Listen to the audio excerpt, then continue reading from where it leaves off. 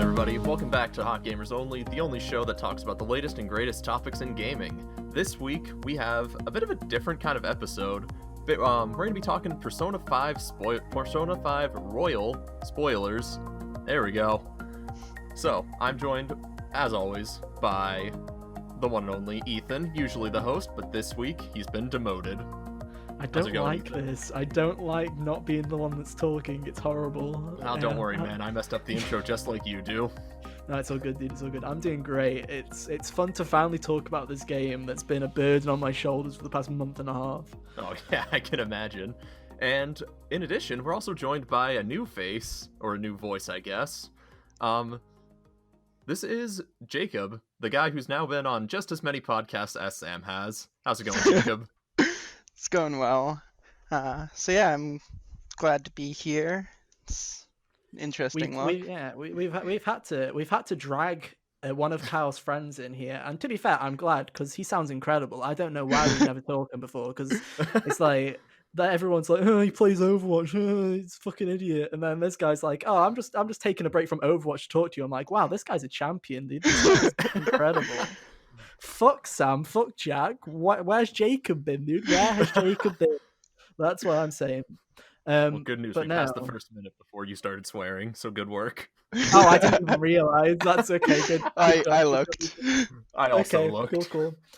Oh, we want to restart it anyway. We just deal with it. But no, it's fun. So yeah, as Cal said, this is our Persona 5 spoilercast. What's a spoilercast exactly? That means we're going to go deep into everything Persona 5 Royal. That means haven't played the game? Fuck off. This isn't for you. This is for the people that have just finished the game and have fucking cried because of how depressing the ending is. Like, I need to talk to someone. Right. Like I did. I genuinely watched a spoiler cast for this game after I finished it because I couldn't cope with the fucking emotions. So if you're like me, this is for you. We're going to go through all the story, all the gameplay, everything about Persona 5 Royal. Hey, if you haven't played it but want to know our first impressions, we spoke about it on episodes 3, 4, and 5 of Hot Gamers Only, so go look at them. Genuinely, we spoke way too much about this game while it was still new. So, yeah, other than that, make sure to give us a rating on both iTunes and Google Play. We really do appreciate it. We are on podcast services around the globe and on youtube.com.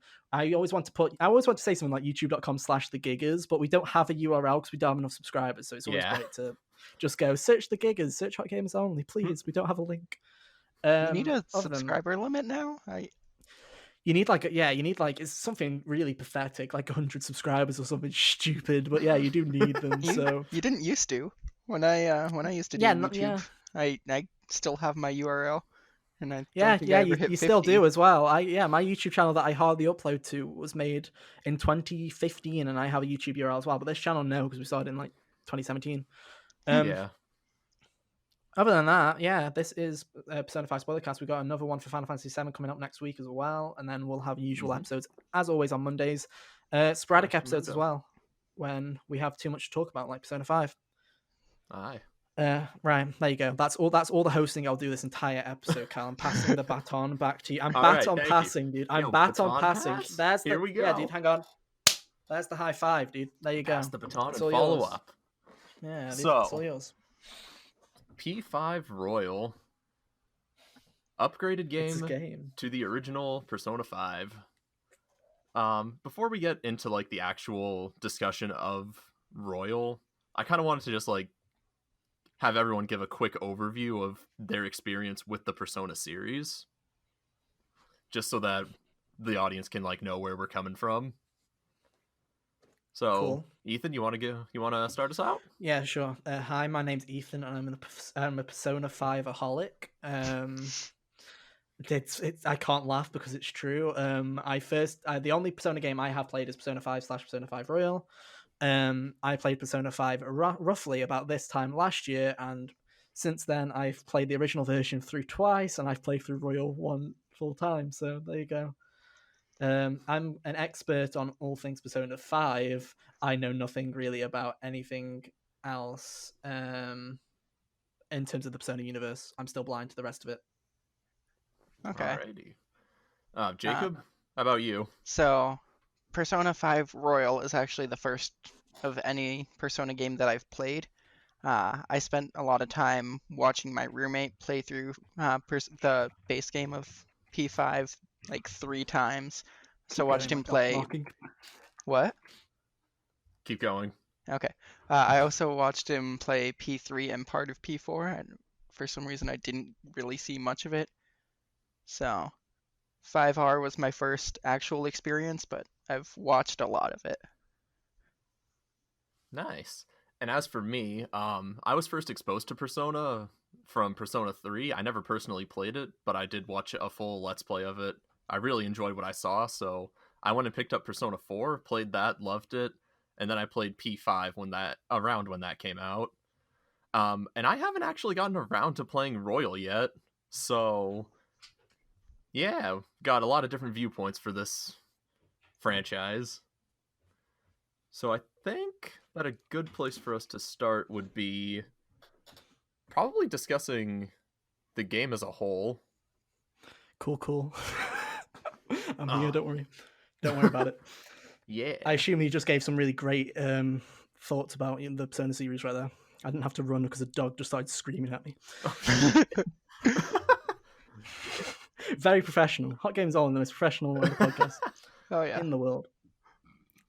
I've literally just had to go chase a dog around my fucking house. It's great. Anyway, carry on.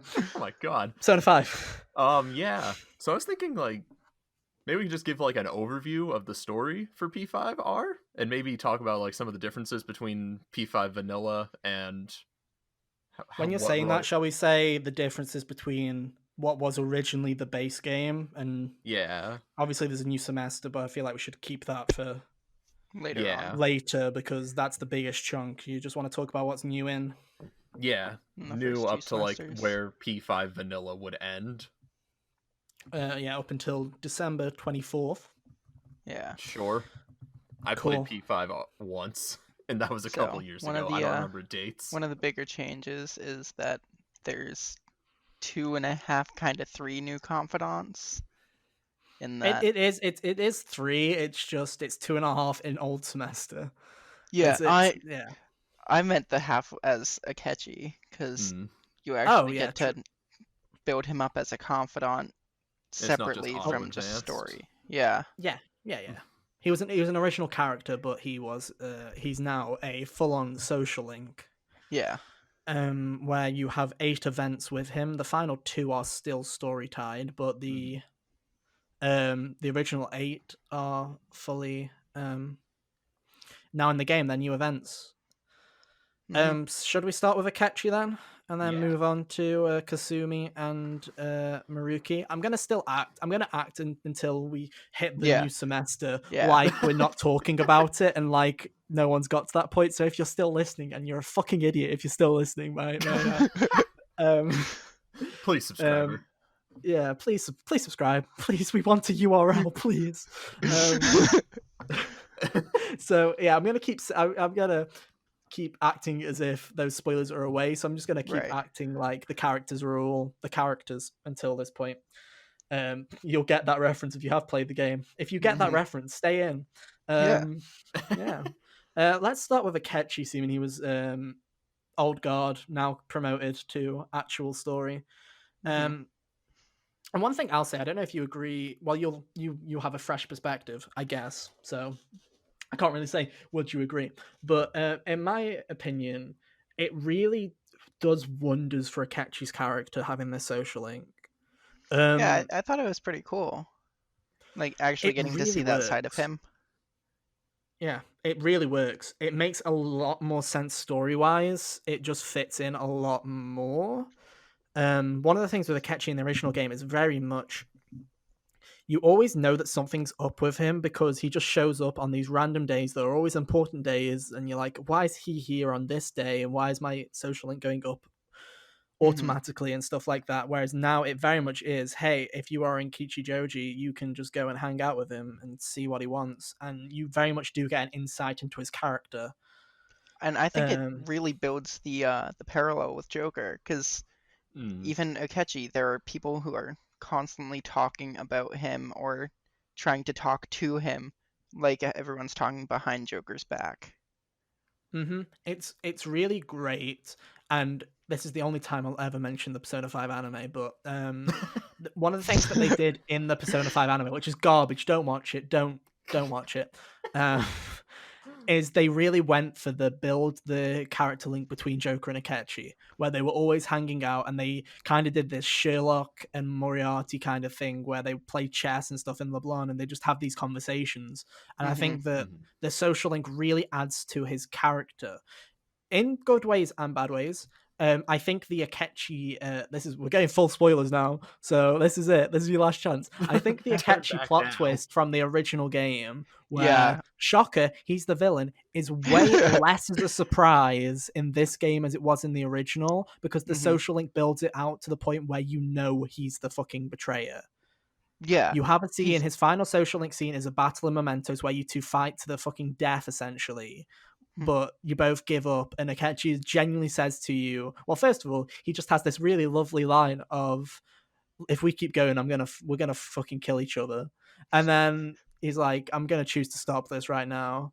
And then you come out of Mementos, and you just have this massive character like breaking point before the main like Akechi twist, which I think is incredible, where you're just standing there and Akechi just goes on this fucking rant where he's just like, hey, I fucking hate you as a human being. Like, I despise you. You're everything that I hate in this world. And it just like, he just goes on about like on a massive rant about every problem that he has with you. And it does wonders for his character, because you no longer think of this guy just being like a kind of like, oh, he's just a two-faced rat who's got really horrible intentions. You see the inner workings of his mind, and he basically gives it to you.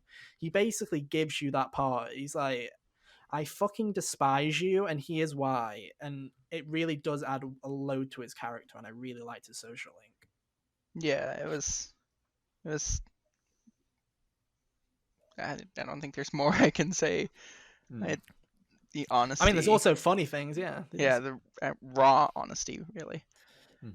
It really does wonders. And then you just also have these really fun scenes with Akechi, which you didn't have before. Akechi was always this kind of stick in the mud kind of character. When you did talk to him, he was always very upright, and he was always trying to be very much media ready in a way. Whereas you have these funny scenes where you go to a cafe with Akechi and people keep looking at him as if, because he's like a kind of a celebrity, so Joker messes his hair up and puts his fake glasses on him, and he kind of looks like a goofball, and everyone kind of walks away. And it's stuff like that, and it builds character to both, because it adds stuff to it, because it's like, oh, I would have never seen and thought of done that. Akechi sees how Joker mind works, essentially. There's some really great scenes in Akechi's social link. The jazz club scene's also a really great moment. I liked that one. I also love the fact that the jazz music, if you listen to it, it's one of the only 2 songs in the game, other than the new final boss theme, that is written from the perspective of someone that isn't Joker or the Phantom Thieves, and it is the jazz music is Akechi, and it's another one of those little nods where it's a really sad jazz song talking about his troubles and the problems of growing up and how he just wants to die, but there's this justice inside him that he feels like he needs to do, and it's just great. And we'll get into more Akechi in the semester, but even as a character in the original base game, he's still Akechi was a great villain to hate the first time around in the original P5. He was I hate him. Like, he's an absolute dick of a character. I can't sympathize with him. I'm glad he's dead, but my God, was he a fun villain for the 5 minutes that he had that mental breakdown. My God, was he fun. You absolutely had to respect him. You just didn't have to like him. Yeah, whereas in this game, even before the new semester, you get to the point where you've been with Akechi for that amount of time, and you've seen the other side of him. You've kind of seen how he actually is in a way already, to the point where you kind of do sympathize with him. Is he still a monster? Yes, fucking hell, he's a horrible human being, but you sympathize with him way more. That death scene is way more like potent in Royal than it is in the original. Yeah, which I wouldn't have expected, because I was expecting Akechi because he's in the new semester, and we'll talk about how they wrap all that stuff up later. But I was just like, I thought that scene would have been ruined by Royal, and if anything, it's even more like important and more moving than it was in the original base game. In base Yeah. game, Akechi was definitely one of my favorite characters. He's really one of my loved favorite villains in Yeah. any game, and it's sad that Akechi kind of just goes when he is like the best part of that game. Then you have two really lesser villains after that, Yeah. which I is always now the really loved opposite. But Well, lesser in the terms of character-wise, in the yes, terms they're of much bigger and who they grander are. villains, Yeah. but Shido and Yaldabaoth are the fucking dullest They're fucking forgettable. villains in the entire game, right? Even like Madarame has more interesting character, like more of an interesting character arc than Yeah. Shido. Shido, like the one line that me and Kyle always fucking laugh about with Shido, which describes his fucking character perfectly, is that the police are my bitches. That fucking classic line that he said while he's drunk. And it's so dumb, and it sums his character up perfectly because it is, you are a fucking idiot. Like, Yeah. But no, Akechi I loved a lot. I love Akechi. So that's one character out of the new social links, I guess. Jacob, what were your thoughts about? Well, we'll do Kasumi next, her half social link semester. What were your thoughts of Kasumi? As someone that didn't play original P5, did you think that she just flew into the story? Like, could you tell that she was an addition to the story? Because I had seen like the game played out, I knew that Kasumi was an addition. But I think that she fit pretty well considering like she was added in. I think the story around her was fluid, and the ways they added days, so she had like opportunities to interact with Joker was interesting. Like the cleanup day, or like when they go to the park. When you first meet her, yeah. Technically. When you find her ID. Sorry, when you find out, when she's like, hey, when you pick up her ID and you find out who she is and you actually become quote unquote friends. Yeah. And even her somewhat introduction during the very beginning, I'm forgetting the word. In the tutorial mode. Yeah, the intro tutorial, Yeah. Size Palace and the Size Palace Escape. There we go, that's the word. When she just shows up there and she's a Persona user, but she says she's not one of the Phantom Thieves. And that was the point where I was like, oh, this character's going to be really interesting. Yeah. And I didn't end up choosing her as the romance option, but I feel like the game was like pushing it for you to. See, I did, so we can talk about that later. Okay, so that's good. We can talk about that later. I was kind of hoping you would. Yeah, like it just. I tried to say to myself, you're not gonna do it, Ethan. You're not gonna do it. But I did it. I caved. I upped the $60 waifu expansion, dude. I ended up just choosing On because it's my first run. Kyle, why has you never introduced me? This legend, dude. Fucking legend. You are me, dude. I would have gone with Kyle has a type. I would have gone with Makoto, but like I had my friend had chosen Makoto, so like I knew what that looked like. That's also kind of what I did. Yeah. I asked everyone else that had played the game before, who did you romance? So I was just kind of like, I'm not going to romance those people. So that was, it's cool. But no, going back to the infiltration, that's the one place in the game, and I think it's because the original opening to P5 to me is so iconic. The breakout, like that tutorial is so iconic that when it does do that bit where it's like, oh, hang on, the Shadow's God in that door. Jappel, use your grapple hook quickly and jump over. And then here's Kasumi. And I'm like, huh? And that's the only time in the entire game where it kind of feels a bit forced, in my opinion. Right. Where it kind of just feel like, and I mean, even when you look on it with retrospect, when you're like, oh, you've seen now the scene where she's like, she hears that you're doing something on the 18th. You can't, there's this really it's such a Persona thing to do, Kyle, where you're talking to her a couple of days before the heist, and she asks you something like, oh, do you want to do something on the 18th? And that's like infiltration day. So Joker's like, oh, I can't, I'm busy. So and then she just assumes something's up, so she follows you into the palace, and that's why she's there. But it's such nice. it does feel like such a forced thing, and it is forced in retrospect, because they want to show you this character that's going to be important in the game, obviously. But Right. it does feel weird. That's the only time that it feels weird. Every other time it feels mixed in, and I think Maruki really helps with that. Absolutely. We will get to Maruki in a second. But no, I think it works really well. And then splitting the splitting of the social link, for those of you who've played, you obviously know you only get 5 of her social link during the majority of the game. Which I thought was an interesting choice, and I hated it up until the fact of when we get into spoilers, the reasoning why, and then as soon as it kind of clicked, I was like, oh, that makes a lot of sense. And I hate the fact that you only given me like 3 weeks to actually hang out with her now. But at the same time, I respect why it's only 5. Yeah. It works really well. And those 5 social links, by the way, they're all great. The new social links, all the new like events that happen, they're on par as the base game, if not better. They're really good. Was the batting cage one in the first half or the second half? Yeah, that was the last one of the final half, which is really great. I thought that one was just a lot of fun. It was just goofy.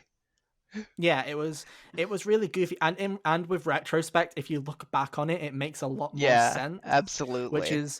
That's the best thing about. I'd say the best way to describe Kasumi is like a Akechi, as in she is a second playthrough character, whereas you will have a completely different relationship and a completely different experience with that character the second time around. All of these new ones are. Maruki is as well. They're all characters where I think it'll be equally as interesting to play the game a second time, just to see the things that you've missed and catch up on those things, and just have those little things like Kasumi's just whole plot, basically just seeing that first 5 and it making a hell of a lot more sense. She's a really good character in general, but just there's that added bit of replay factor with her character, and it's really well done for the first half anyway as well. Which leaves us with Maruki for the first before Christmas. So fill me in here. Who is Maruki? Because he wasn't really advertised before the game came out. Yeah, he's the therapy. He's the other confidant, which they mentioned once in the first trailer, and they didn't mention him again. He's the new counselor at Shujin Academy. Yeah, he's hired. The suicide. Yeah, after the suicide attempt, he's hired to try and quell the concerns and the worries of the rest of the students, which makes a lot of sense story wise, for them to essentially hire a therapist to come in. A counselor.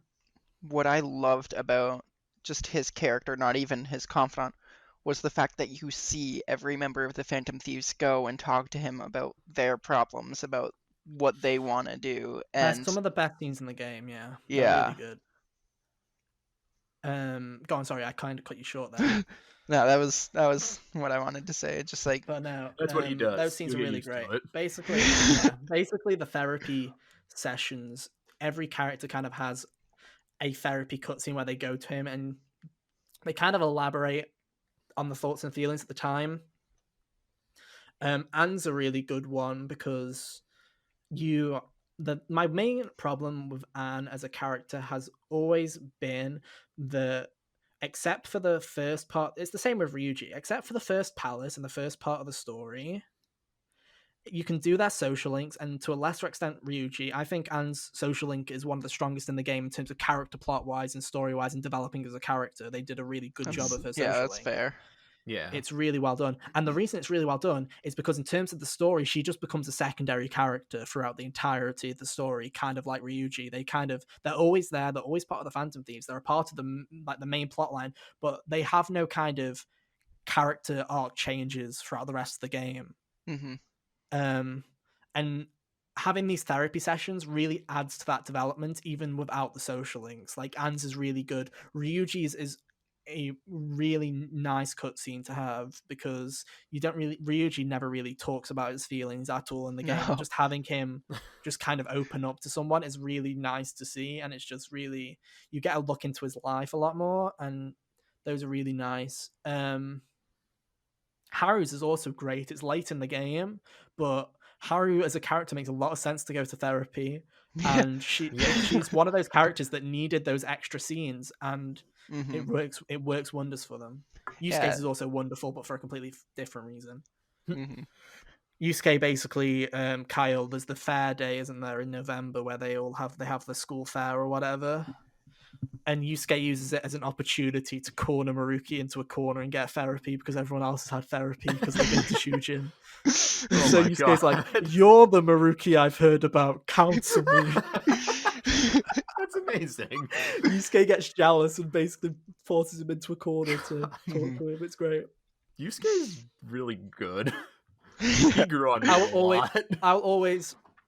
Yeah, first playthrough, he grew on me more and more, and then the more I played the game, he's easily one of my favorite characters. Matt Mercer did a wonderful job. I don't think I realized that was Matt Mercer. Dude, it's I didn't until when someone told me that it was McCree from Overwatch. I was like, that's what I know him God, as. It is. And it's like, that's fantastic. Matt Mercer's a wonderful voice actor. I love Matt Mercer. Oh yeah. He does a wonderful job as Yusuke, but no, the Maruki. Just those little cutscenes with Maruki are great, and then you also have there's a really deep connection with Maruki, Yoshizawa-san, who is Kasumi, and yourself, which gets deeper in the third semester, right? But it's still deep in the first semester, in the first half of the game, the first 4/5 of the game, should I say? And there's the same kind of connection with Akechi, Yoshizawa, and yourself. Yeah, they built these trios, and they do them in such a wonderful way that you just go, oh yeah, there's a strong link between those three characters, but they don't do it in the sense where you're like, oh well, these three characters being really close and having this is going to really affect the plot down the line. Like you don't, it doesn't force it onto you, and it's just like, oh. My favorite line, and we'll get into this in the new semester, is just one of the first times that you speak to Yoshizawa-san about Maruki, and it's the thing that I love about Persona is quote unquote throwaway lines, which you just read and you listen to and you think nothing of it, and then it becomes the most important thing in the fucking universe when you go down the line. And Kasumi just has a great line early on, and it really helps you trust him as a character. And then it fucking burns you later down the line in a great way, where she says, "Oh yeah, I had therapy with him once. He's really nice." And it's just like, I had therapy. He was my therapist before I came to Shujin because of what happened. And you're like, oh, that's nice, and you don't think anything of it, and then you're just fucking shaking your fist at the end of the game. But no, as for Maruki Social Link, I love Maruki Social Link. He was so goofy. He's a goofy loveball. You love him. You love him. He's such a nice character. Honestly, he's one of the best characters in the game now, and he's just. I like the fact that Go on.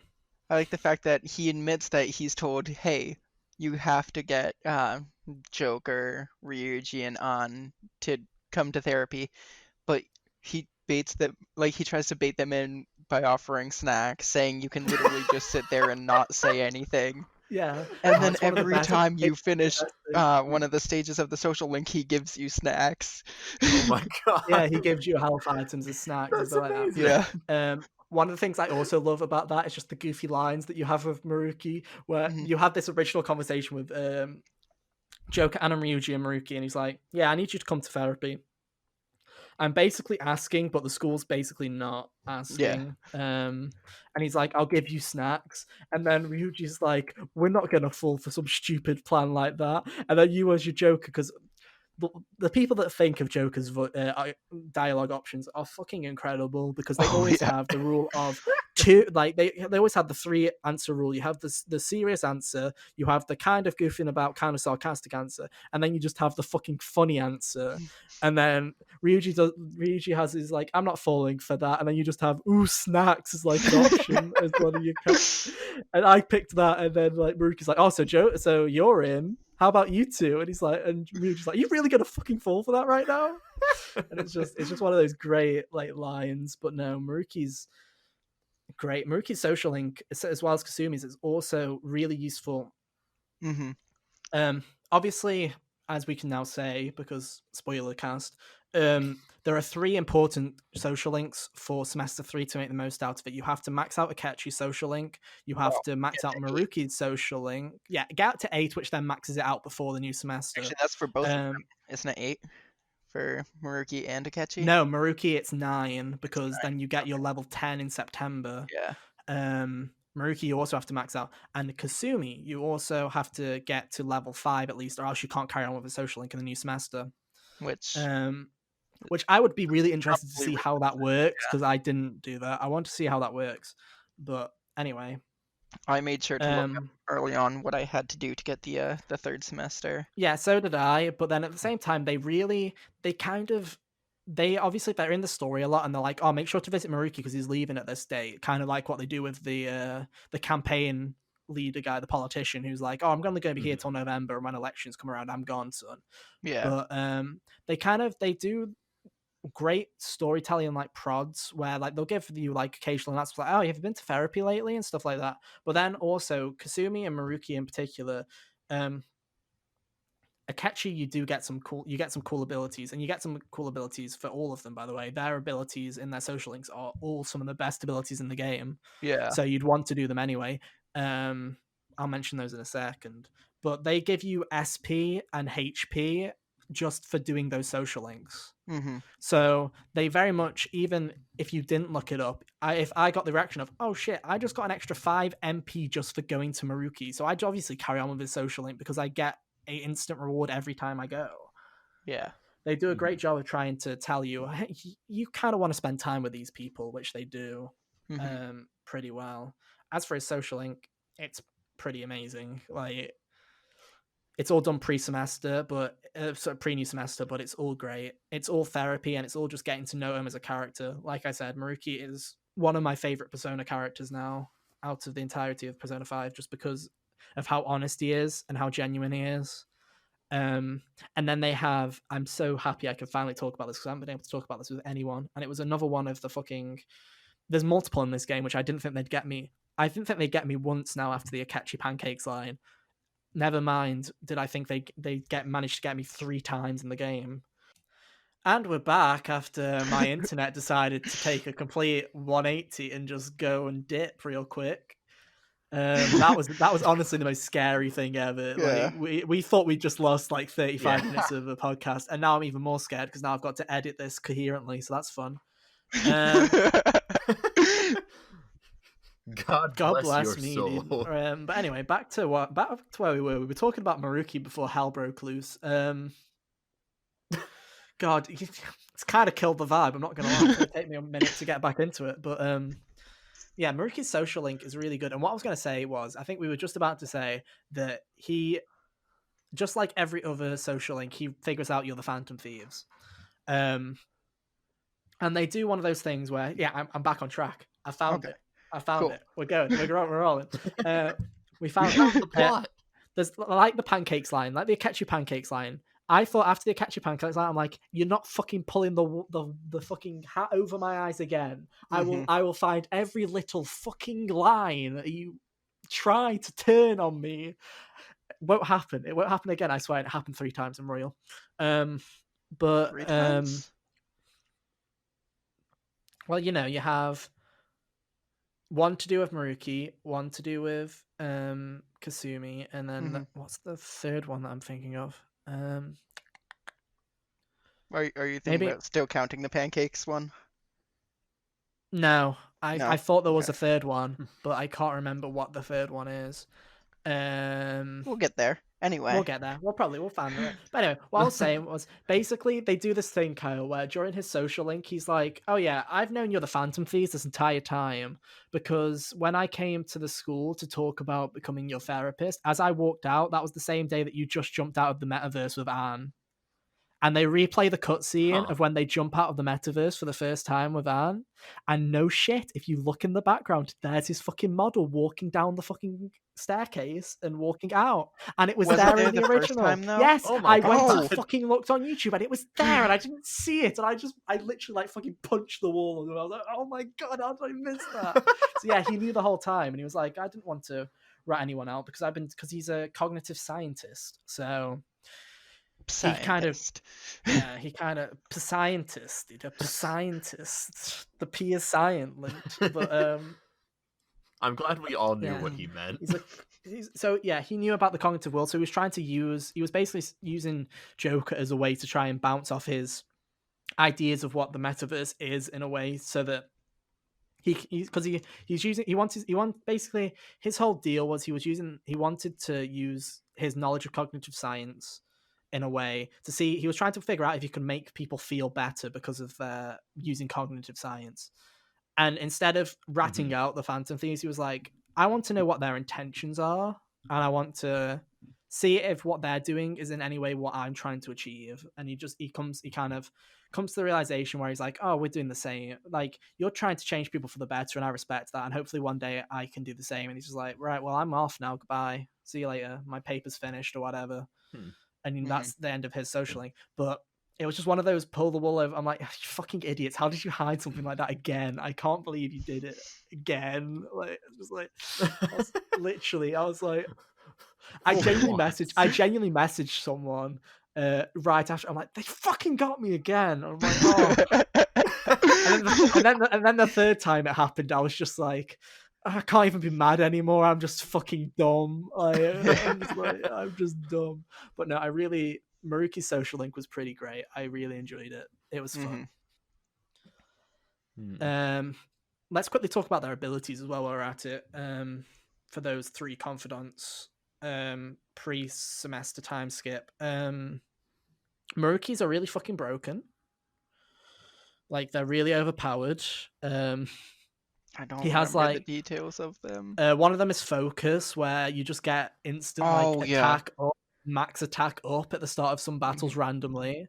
There's one where you get low on SP and you just recover a bunch. Detox, there's one called Detox where he just gives you like 3. His ability just gives you like, at first it gives you like 1/5 of your SP back, and then if you get him to level 8, he'll give you like 2/3 of your SP back if you're running low. And then you get like a shit ton of SP from that. It's random if it happens, but if it does, it's just like saved your ass. Oh my god, that would have been so helpful in so many dungeons in P5. So vanilla. Those are like his kind of abilities, which are really broken. And then Kasumi has some really interesting ones. The main one from Kasumi, which I liked, was the chain hook. The Chan's hook, whatever the fuck it is. French. I can't speak French, so I don't know. Sean Hook, lay hook. They should have just called it lay hook. I lay hook them, lay hook the shadows. Lay hook with an E at the end. Yeah, but there is an E at the end if I remember correctly. Oh my god! But if I remember correctly, what it does is it allows you to ambush the shadows from a distance. You can kind of throw your fucking grapple hook at them and grapple onto them and ambush them from a distance. Which ambushing was already a great feature, which I'm very grateful that they added in Persona, because I would have killed myself if there was no ambush in Persona 5. It's so much better. Trying to go back to 4 was a pain.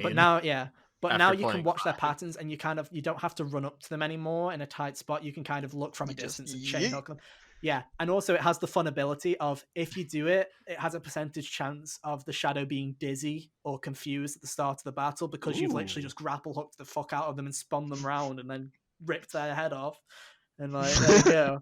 So that was a fun ability that I liked. And then Akechi's, I don't even remember. Akechi's are just like assess the enemy kind of stuff, which is just useful. It's like you can kind of, Joke will do this thing sometimes where at the start of the battle he'll click his fingers, and then one of the ailments or the affinities of the enemy shadows will be revealed, like, oh, this one's weak to fire, or this one null psychic, or whatever. Or so sometimes you would get all of them. Yeah, and then there's upgraded one of it was all of them. Like, it'll just be like all statuses shown, like all statuses available. Like, it was pretty useful. So no, they all had really useful abilities. They reworked a lot of you might not know this, Jacob, but they reworked a lot of abilities from the base game. One of them, which is a fucking preach it, thank you. Fucking Ryuji's level 7, thank you. You fucking fixed it. It was the worst ability in Persona 5 base game, and it's now the best ability in the entire fucking game. Originally, he had an ability called Insta Kill in the original Persona 5, which Carl might remember, where if you If you ambushed any Vaguely. enemy and they were too low a level, they would just instantly die, and you wouldn't get any XP or money from them, but you'd get the persona. So it made grinding impossible in any palace, because if you got too high, you just instantly killed them. This also worked in Yep. Mementos, so there was genuinely nowhere to hide from this ability. It was ass. In Persona 5 Royal, it's now changed, so it's not ambushing, it's running. You have to run into them. And Joker will do this really cool, like, whip out his knife animation and just, like, slash them, and they just instantly die, and there's this, like, cool new XP screen for it. And now, with his level 7, you instantly gain the XP and the money, and if you don't have the persona, it'll give you the fucking persona as well. It's busted how broken this ability is. I did that along a straight shot of Mementos to max out my team at level 99. I got to level 99 in this game without trying. Like, you just... I literally just... I had a straight stretch, and I was just, like, speeding through the car, just hitting them, getting experience, Mementos is now, like, 90% better than it was, and there's multiple reasons why Mementos is infinitely better than it was before, but one of them is the fact that it no longer takes hours to get through it, because if you have Ryuji's level 7, you can just zoom along, dude, just fucking run over everybody as you're going through Mementos, and it takes nearly no time at all, and it's pretty great. I really appreciate it. Speaking of Mementos, I really don't understand why they didn't expand more on Jose. Like, they add this new character, and then you learn nothing about him. Mister, over here. That's all they did. We can talk about Mementos real quick. That's a good thing to talk about. Move on to. They changed Mementos a lot this time around. Not only did they add additional tracks to Mementos, thank fuck. They now have Mementos upper floor, middle floor, and lower floor. So there's now 4 Mementos themes throughout the whole of it, not including the depths. So there you go. You don't get sick of the Memento song anymore. That's one thing, because it's only on 2 of the floors, and it's the short 2. So you're like, thank fuck. And the other ones are really good pieces of music, by the way. They're really nice. But they completely changed Mementos from the original, whereas now there's this little boy in there called Jose, who we're assuming, I don't know if you talk to him in New Semester, but once you have got to the end of Mementos in New Semester, you have that optional boss fight. I don't know if you did it, Jacob, but you have an optional boss fight with him. If you go back and go to the top layer, you can fight him. And I did not know that. Yeah, that's one of the optional bosses, but he'll tell you a bit about who he is, and you'll be like, oh, who's your master? He's like, I can't tell you who it is, but he told me to come here, and it's very highly, like, kind of implied that he's another Velvet Room attendant, because every Persona game like before, most Persona games before this introduced an additional attendant to the games. In the golden version, they added a new attendant, and then they did this. Yeah, they did the Golden same in 3, I think, as well. But I'm not too sure, because what is the definitive version of 3? That is not. It's not even, because we've had this discussion with people before. There's no definitive version of 3, because from as far as I can tell, every version fucks something up in a different way. So it's great. The portable version's missing content. Fez misses some stuff from the original as well, and then the original misses the additional. Fez misses gameplay stuff. So, like, in portable, you can have full control of your party, and you can't have that in FES. It's very rough. But anyway, Jose will kind of explain who he is, and he says it kind of implies that everyone there's like people in the Velvet, like, that he talks about, like, how he has relatives and stuff like that, like his family, who you assume. So we assume he's the second attendant of the Velvet Room. He is, which makes sense, because Justine and Caroline were also children. So it kind of makes sense that they followed the theme of that. But why he's there, no clue. Aren't all the Velvet Room attendants throughout the game named after characters from the original Frankenstein story? Because there wasn't a Jose in there. He's the only one that doesn't follow that pattern so far, but at the same time, it's really heavily implied that he is. So you just got to kind of assume that he is. But the main thing reminded me a lot of Aegis. Yeah. He does, actually. 3. I've only played P3D, but, hey, very much reminds me of that classic character from Persona 3 dancing, because there's no real Persona 3. It's just the dancing game. I forgot to say that at the start of the podcast. I said I'd only played Persona 5. That's a lie. I've also played all the dancing games because I'm a fucking idiot. Anyway, moving on. I love his rhythm games, dude. But anyway, yeah. The one thing that Jose adds as a gameplay mechanic is he adds two things. One, there's now flower collectibles and mementos. You just run them over like you do the item blocks. And the same thing applies, kind of, where you collect them, and he has like a shop where you can buy some really nice items, which is a nice way to kind of reward you for carrying on with doing stuff in mementos. The main thing now is you can change the cognition of mementos, which is basically you can make it super fucking good. Yeah. You can based on the number of stamps you collect. We'll talk about the stamps in a second because there's some pros and cons to the stamps. You collect stamps and mementos, and you can trade them in for cognition alterations, which you have 3 stats that you can up. There is XP, money, and items, and all 3 of these are equally broken. XP allows you to get up to 200% XP while you're in mementos, so no more level grind. If there was a level grind in Persona 5, which I doubt that there wasn't really, in my opinion, there was no level one grind. that I did the XP. Yeah. Oh, I maxed out all of it because I'm a nerd.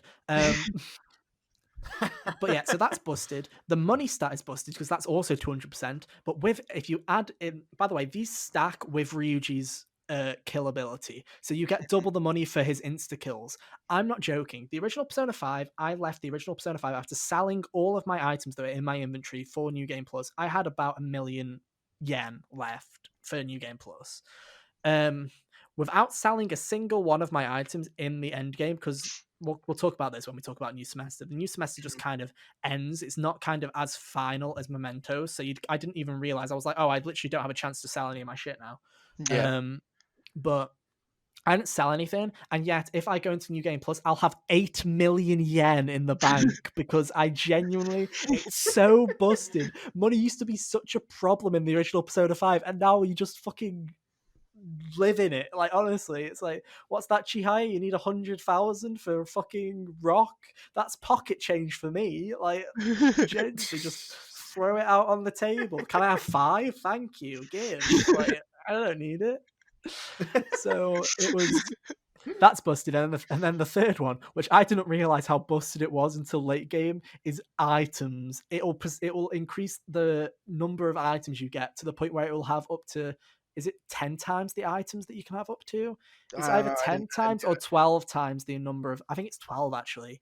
You can like multiply your items by 12, which means every little, like, you know, those little cubes that are in mementos that you run over? They'll give you 12 items instead of 1 from now on. But the most busted thing is the ATMs and mementos that most people don't even know exist.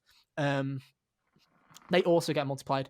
In the late game, in the last couple of layers, they give you a fucking soul food, which gives you max SP for 1 character, and they usually give you 1. If you up the items, it ups them for the fucking ATMs. So if you find an ATM, you just instantly get 12 fucking soul foods, which all sell for 6 grand each. But also, they just instantly give any member of your party all their SP back.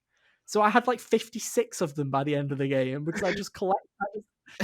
SP is no longer a problem in the game because Mementos is busted. But no, they changed Mementos for the better because it's broken. But I'd rather, it's a lot more fun broken than it was originally. Yeah. Just a tedious bore.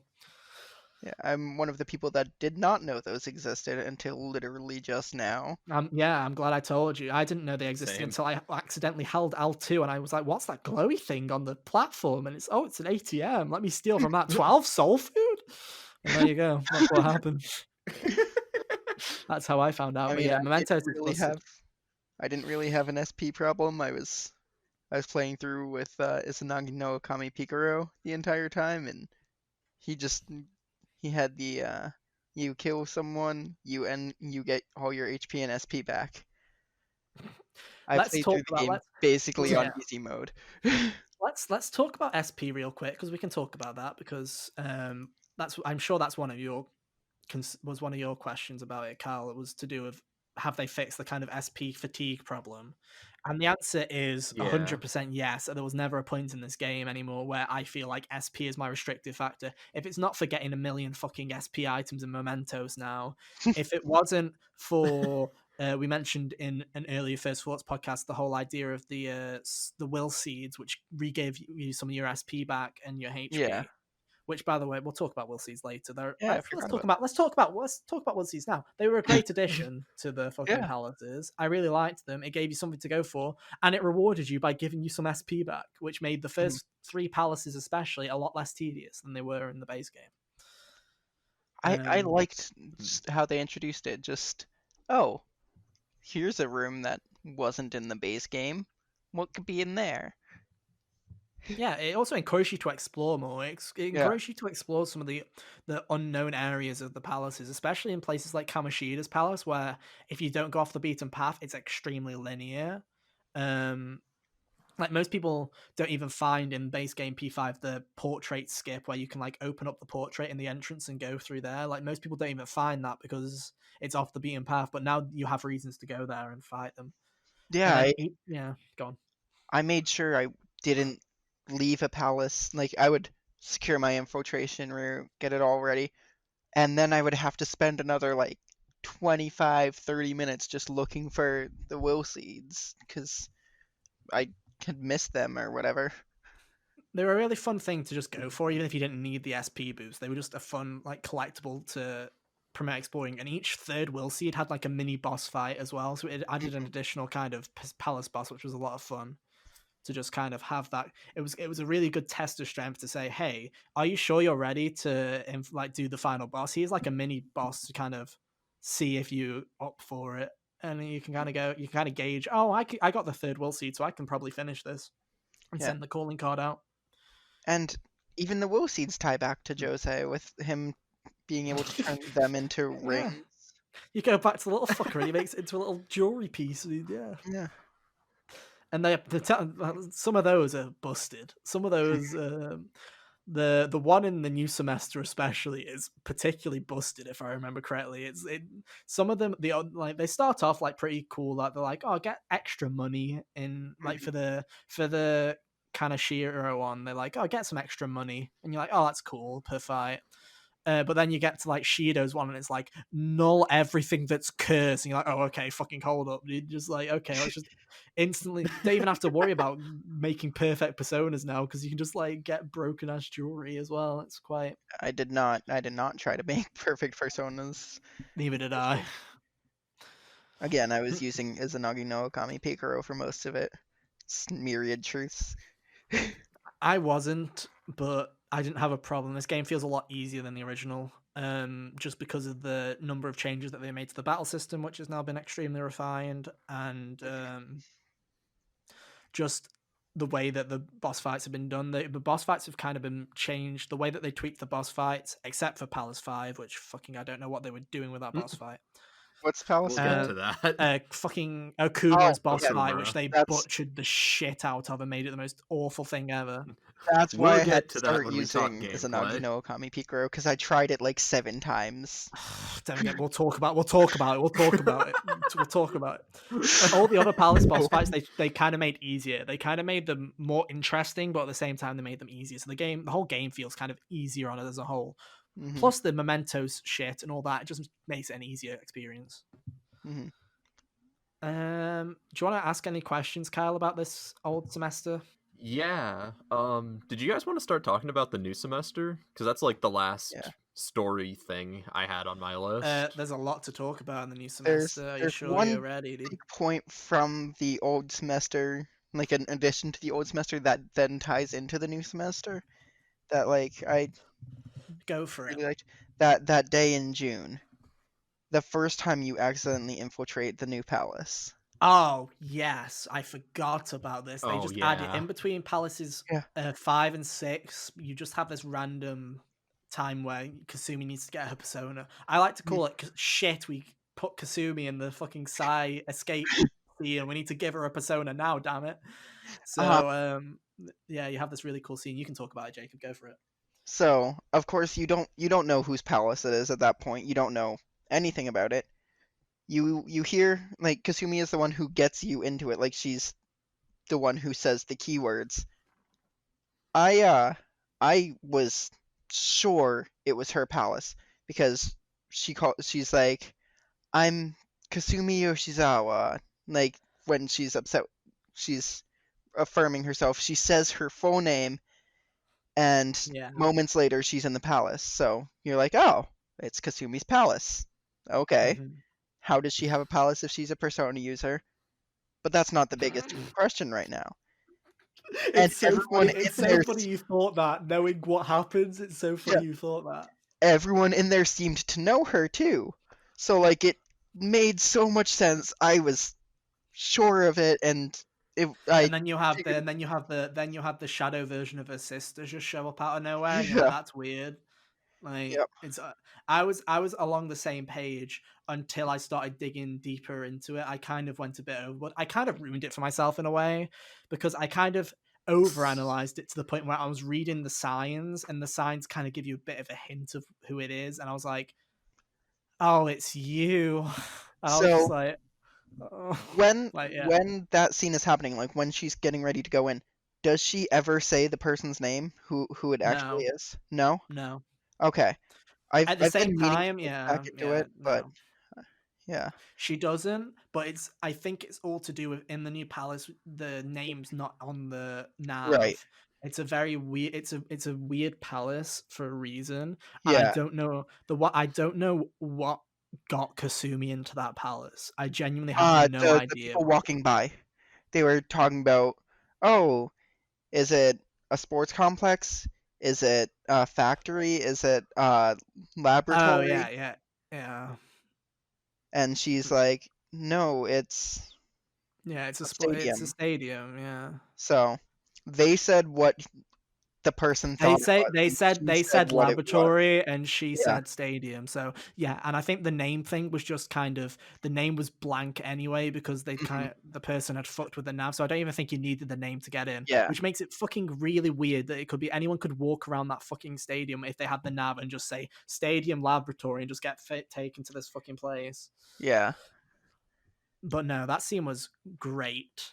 And it does it sheds a light on it. Look, that's another scene where it'd be great to go back and watch it for a second time in a second Mhm. playthrough because that scene would be completely different watching Mhm. that from a different perspective. Oh, absolutely. Like I'm gonna make the big twist of semester 3. I did not click on it at any point. It was I was completely like with Akechi. There was always he's gonna be the betrayer. Yeah, Yeah. when it was with the new palace person, I was Yeah. like, oh, like for a while I thought, yeah, it's gonna be.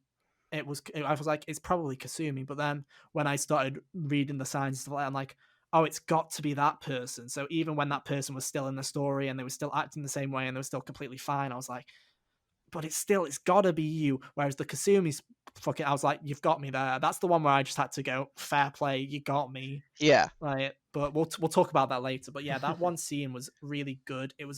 It's probably my favorite awakening scene now, Hmm. just because of how, in hindsight, how great it is. But it's a I real I spectacle mean, just in general. I prefer the third semester awakening Oh, the in the third. palace. Well, then yeah, I wasn't going to talk about that one yet. But Yep. I what? said it as generally as I could.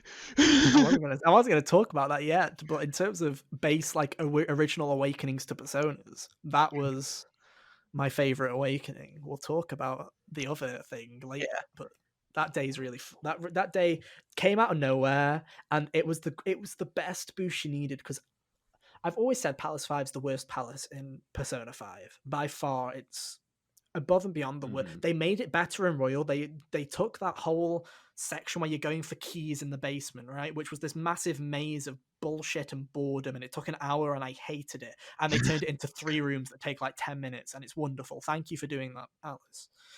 If only you didn't fuck the boss fight up, but we'll get on to that. But no, so you just after coming out of the low of Palace 5 and you're in that state of mind where you're always going to be in that, even if you're new to the game, where you know Akuma's fucked and everyone's acting like everything's going to be fine.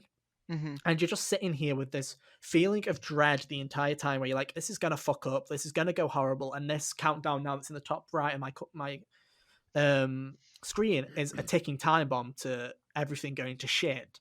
Yeah. So it's the time that you were least expecting something new to come out of the blue, just in terms of Atlas putting a new scene. And when that scene fucking happened, it blew my mind. I was on the edge of my seat at that point. I was like, oh shit, we're doing this now? Like, this is happening now? Like, I was totally expecting them to just say, oh, Kasumi awakened to a persona ages ago and you just didn't see it. And to just have this scene and just have this moment where you go into a palace where you genuinely have no fucking clue what this palace is about or who it is, and you just have this moment with Kasumi and Morgana, and it's really well done. Like, A star for that day in general. It was really well done. It's also hidden by like a little summer camp thing that they did where it's like Yusuke and Ryuji wants to go to some food festival, so you genuinely have no idea that it's about to happen. So it's like they hit it really well. I forgot that was the same day as the food festival. Yeah. All right, so do we want to get to Christmas Eve? Where do you want to start? Christmas Eve? Yeah, so cool. Start where the old I stuff was playing ended. it. Let's talk about the one twist that I don't think let's talk about the one thing that happens. The thing that gets you to a new semester, which I wasn't expecting them to just be so blunt with it. That's what I was about to go into. So I was playing. I finished the Yaldabaoth fight. I'm so excited. A lot easier this time around, by the way. A lot easier this time around. Yeah. In Royal. Oh, I'm so excited because I know I got what the internet said to do to get the third. I was shaking. I was shaking at this point. I'm like, new shit. The conversation with Sai starts. She wants me to turn myself in. Yeah. I'm terrified right now because I think I put my 70, 80 hours in and I messed it up. And I'm going to have to play again. I think I'd put 106 in and I was thinking the exact same. And then fucking Goro Akechi shows up. The guy who died. He shows up and he's like, oh, that won't be necessary. I'll turn myself in and explain everything that happened instead. What? It was honestly, it was the best way to bring Akechi back because I was dreading them. I was dreading that they were gonna, because I knew Akechi was coming back for the new semester. So I was dreading the fucking "I'm back" moment. I didn't die. Watch me in this epic montage survive. Watch out! I'm back, bitches. But no. They literally just have you on New Year's Eve, on Christmas Eve go, oh yeah, I need to turn yourself in. And literally you hear his voice from off screen before he's even on the screen. That's how fucking great this scene is. He's just like, that won't be necessary, and just walks in and he's just like, and you're just like, you survived? And he's like, yeah. And then he's like, I'll hand myself in. Of course I did. Which, can we just say, I'm just going to mention this now because we probably won't mention it later, but one of my favorite, all-time favorite Akechi lines, which in this new semester, there are so many of them that it's hard to fucking say. But one of my favorites from a character perspective is, it's a little bit into the semester. It's one of the first day. It's the first big day of the semester, really. Second, if you count the New Year's Day event or whatever. But it's really great because there's this whole scene where you're in the laundromat and you're just talking to Akechi and you have the option of saying, how are you still alive?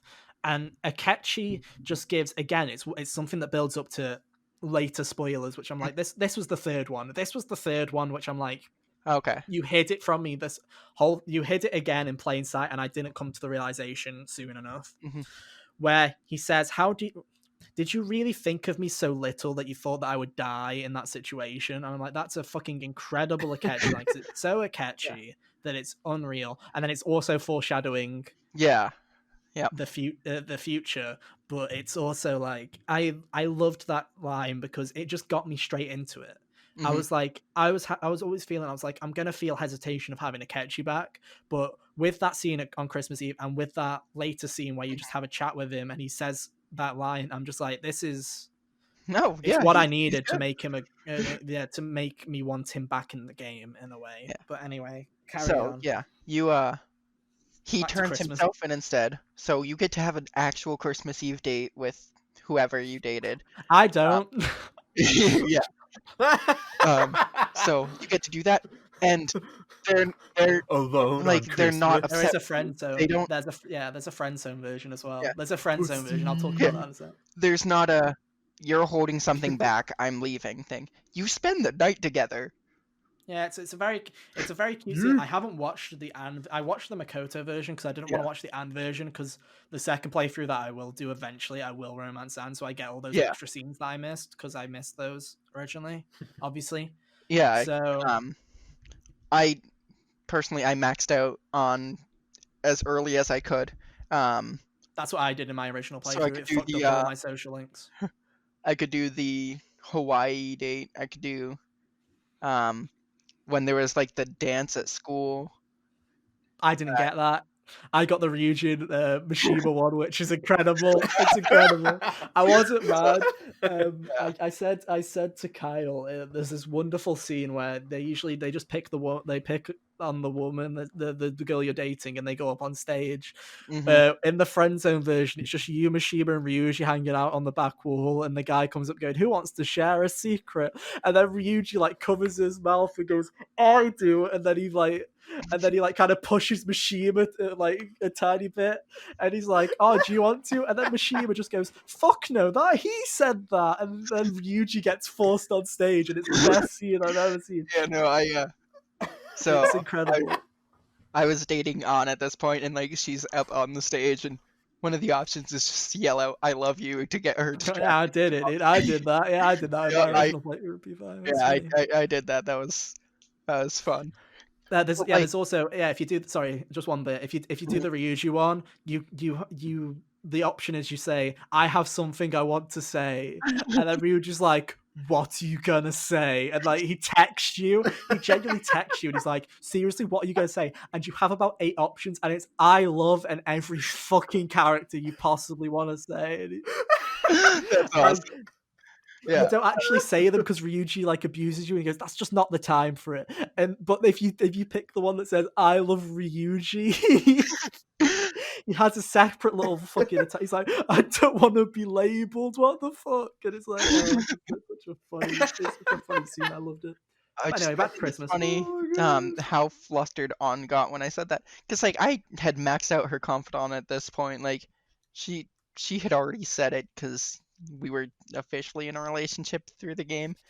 Yeah. So it's funny to see just how flustered she gets, because I don't think you're supposed to be maxed out at that point. Yeah, it's one of those things where they have to kind of assume that you are casual. That you haven't, either that you haven't, or that it's just like they have to assume that in the event that you aren't romancing them, they have to be flustered either way. So it's just like it's one of those things where she's not really a very public person anyway, so it kind of makes sense for the character. Yeah. But I just thought it was funny. Anyway, back to Christmas. We keep fucking going on tangent. So carry on. You get an actual Christmas date. Let's get to that. And then you're not in jail. Oh, shall I talk about the friend zone version of the Christmas date? Because I didn't get a Christmas date. Oh my lord! I didn't get a Christmas date because I went for the Kasumi option, which means you get 2 romances the entire fucking game, and they both back to back in the same hour. So you're just like, oh, guess I get my romance time now. And it's like, yeah, but everyone else got those as well as all the other shit. And I'm like, cool, great, thank you. Yeah, I'm gonna do that. So the friend zone version is you have Christmas, you have like Christmas lunch, you have like Christmas dinner with fucking Sojiro and Futaba, and it's a really nice scene. Not funny, really. Like there is like a bit of humor in it where like Futaba wants turkey and shit, so she keeps like abusing Sojiro to go let her buy turkey, and he eventually gives her the money, and she like runs off screaming. and Sojiro makes the greatest joke ever where he's like, "I don't know why she's fucking screaming, that's nowhere near enough money for a turkey." Oh my god! It's really great. Like it's a pretty great scene. It's really like it's a wholesome scene. That's why I wasn't mad in that regard for the Christmas, because I like it's a really wholesome like family scene, and it just builds on the Sojiro Futaba dynamic of them being your family in a way, and I really liked it. It's a really fun scene just to see those guys hang out, like just have more moments with those characters. It was pretty fun. So yeah, that's the friend zone version of it where you don't have a relationship going. Okay. So there you go. And then nice. it just fast forwards to New Year's. You don't get to play the days in between. Yeah. You get a New Year's. There's a new New Year's Eve scene as well, which is also very good. I enjoyed the New Year's scene. It was very humble. It was exciting. You have a dinner party with all your friends for New Year's. Yeah, Sajiro brings in KFC, dude.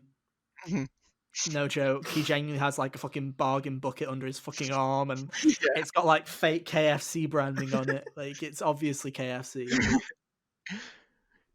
It's a pretty good scene, and then it goes to New Year's where everything just turns up to 11. Oh, so New Year's you wake up, and you sure do. Morgana's not in your room. First off, but like strike one. He came back for New Year's Eve. Oh yeah, they make a new joke. Instead of him roaming the streets for 2 months because he wanted people to miss him beforehand, he was like, it was something along the lines of like, oh, I was like right next to you guys when you returned to the real world, but you left too quickly, so I had to walk all the way back for like 2 days because I couldn't get on the train because you'd already fucking left. So it was just like there's just like a funny like kind of moment where instead of him leaving for attention, he was just like they still do make the Morgana's dead joke though, which is funny. He was like, Futaba still makes the first Ryuji now you. It was like they still make that joke. It's quite funny. So Morgana came back on New Year's Eve, but you wake up New Year's Day and he's not there. You go downstairs and there are 2 people that shouldn't be there, right? Both of them are there when you first go down there. You go down and strike 1 is Morgana's missing. Strike 2 is you walk down and Wakaba Ishiki's alive and just chilling, just eating with Futaba, and I'm like, ha. And then step 3 is there's this extremely attractive man sitting at the counter, and I'm like, and acting like he knows you. And I was like, oh shit, you're Morgana, aren't you? Yep. And yeah, Morgana's a human, so you know something's tits up already because everything's kind of weird. Also, they changed one little subtle hint they do is they change the date. They inverse the colors on the date in the top left. So instead of it being black letters with white around them, it's now white letters with black around them. So you know everything's going wrong because even the fucking HUD's inverted. Do we want to just run over everything that's changed before we go through? Like, I think like talk about all the important stuff. Yeah, like there's 1 per character. Everyone has a difference now. Like all the social link characters? No, the main Phantom Thieves cast. Or just the Phantom Thieves? So, okay. Thieves, yeah. Okay. Ryuji never had his leg broken. The track team never split up. Yeah. Do you want to go back and forth? Okay, I'll do the next one. Then. Oh, okay. Cool. Shiho never moved away, and she never got sexually assaulted. Yeah. Madarame wasn't a bad person. He still takes care of Yusuke, and he didn't plagiarize his mother's work. His mother is known as the person who made the Sayori. Makoto's dad's still alive. As is Haru's. Futaba's mother is also still alive.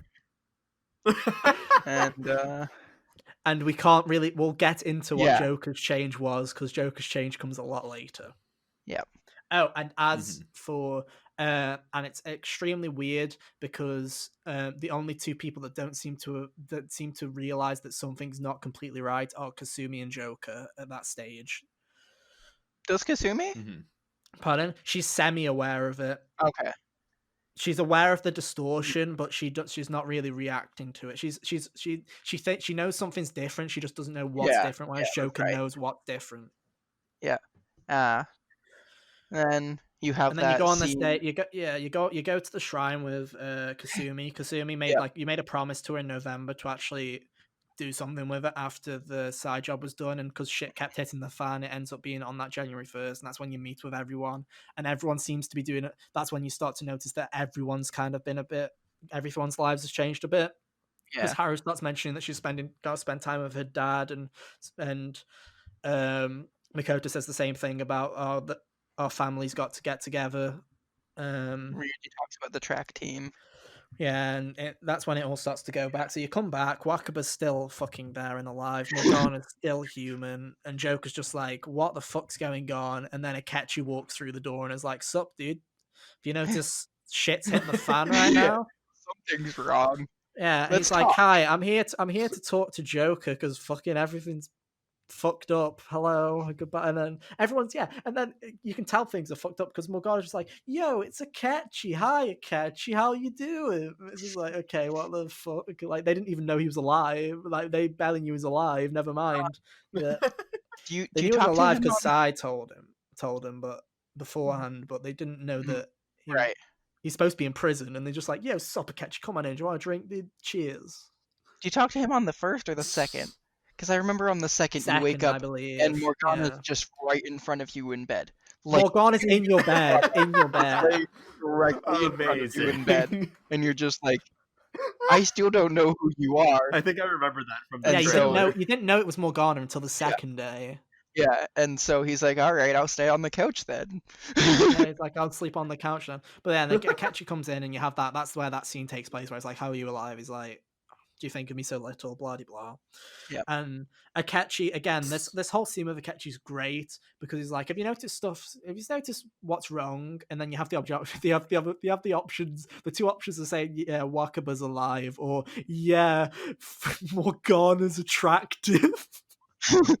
And I, of course, picked the Morgana's attractive option because that's the option to make. And but then Akechi's like, well, yeah, that's true, but also Wakaba's alive, and the last time I checked, I killed her. And it was like, it's just like the most blunt thing ever, where he's genuinely like, yeah, last time I checked, I fucking killed her, and she's alive. And then he goes on to explain how and Akumura. And he goes on to explain how he admitted all his crimes, confessed everything, and then was just allowed to walk out scot-free. And he was like, so something was wrong, so I came here and I found out that Wakaba's alive. And he's like, okay, something's up. And then you get a text from Kasumi. See. Yeah, that palace that you went to, it's visible from the real world. The whole metaverse is supposed to be gone, but that palace still remains, and it's that fucking whack that people can see it. It's not specified whether non-Persona users can see it, but everyone else can see it in reality, like partially in reality, kind of like it's got the opacity set to like 10. Yeah, and then you and Akechi, Kasumi and Akechi decide to infiltrate it and see what's going on, which leads to my favorite section of the new section. Yeah, the new palace. I love the new palace a lot. I like at the very beginning, Akechi is wearing the black mask and like that stuff, and you're about to go in the palace. You look at Akechi, and there's a few options. It's like, oh, your true outfit, or oh, you're going with that one. And he's like, He's like, I've got nothing to hide from you anymore. And Kasumi the entire time is like, is that really what Akechi's like? He's like, is Akechi really like this? And then like, then your options are like, no, this is new, or it's like, yeah, he's always like this. And then there's one that's always, I can't remember the specific wording of it, but it's kind of implies that he has like anger issues or like temper tantrums or whatever. He's like, yeah, he's got a bit of an attitude. And you whisper it, and Akechi's like, I can hear you, you know, can you? Yeah, I just like, can you cut the chit chat? I love you're going with that one. Yeah. But no, the dynamic between Akechi, Kasumi, and Joker in that first part of the palace is my favorite part, because not only is the dynamic between those three characters like really great, like honestly, it's some of the best chemistry you'll find in the game. Yeah. But you also, it's the only time in the game, and I wish it was fucking more, where Akechi is Nav. So Akechi is doing all the navigator lines, and it is quite honestly my favorite thing that I've ever heard, where he's just swearing at you and abusing the shit out of you. And the best compliment you get is like, oh, good for you.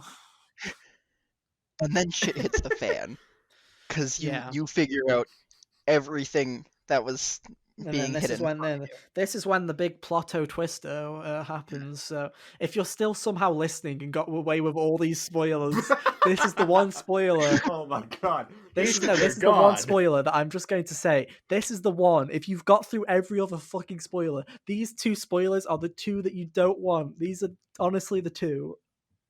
Oh shit! Yeah, I better knowing leave. Akechi's the villain doesn't change it, but these two, trust me, you don't want to know these two if you're going to play it. Anyway, moving on.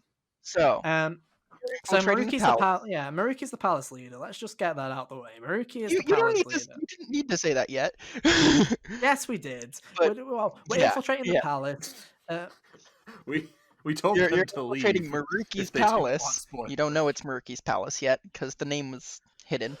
Kasumi's starting having on the display is on the screen. Kasumi is has visions of her previous self on stage, winning an award, like a gymnastics award, and she shouts out her sister Sumire, who obviously we know at this point, if you know the backstory of Kasumi, is the dead sister that died in an accident. Sumire died. You have an accident where you have a conversation with Kasumi where she tells you about how her younger sister died in a car crash literally a month before you moved to Shujin. She died in a car crash, and that's why she's been in a bit of a slump. And you see the scene, and you see Sumire in the audience. And what I thought was interesting in the cutscene was Kasumi has brown hair, and Sumire has the kind of red that Kasumi had. And I was like, oh, I get it. She was that depressed with it that she kind of dyed her hair to signify. I was like, oh, it's like a memorial thing. I'm like, cool, that's interesting. I was like, she's obviously trying to carry forth. That's what I thought. I thought it was the same hairstyle she's always had, but she dyed it red to kind of commiserate her sister's death. That's what I thought. Yeah, there was one scene before that when Akechi said he figured out what was going on. The scene at Sumire's like deathbed. That was before the gymnastics part. Yes, it was. There was the one at Sumire's deathbed. Yeah, that was also one. And Akechi had figured it out. One thing that I find interesting is Akechi already knew the twist in a way that the Fantafies already knew Akechi was betraying them. Akechi already knew that something was up with Kasumi. Already. He just didn't realize what it was until he was in the palace, and that's when he realized what had happened. He already knew what had happened to Kasumi because you'd already said shit. And he was like, he just rolled with it because he was trying at the time. There's this one scene earlier on in the original semester where you all hang out, and you ask him the question of like, oh, how do you know Kasumi? And he just takes it of, oh, I know Yoshizawa's son just from this, and the conversation moves on. But it's very clear, and I want to make it very clear that the only person that says that the only person Joker ever calls Kasumi to, other than Kasumi, is Akechi. He's already said that faux pas. Anyway, that's just a little important detail that they added, that they always do in these kind of games. Yeah. She's always Yoshizawa-san. Yeah, and Akechi was always Yoshizawa-san. Actually, everyone was always Yoshizawa-san, which I just thought, oh, it's because she's younger than them, so they're just, whatever. It's also why it'd be real. This plot twist could only ever really happen with they'd have to work a lot harder for this plot twist with Japanese if it wasn't in Japan, because of Japanese culture and Japanese titles and the way that you address people. It works perfectly. It'd be really fucking hard in English to pull this shit off. Miss Yoshizawa. Yeah, but anyway, so you have those two scenes, and then you come to the realization Maruki's the palace leader. That's step one, and then you have the big Kasumi reveal,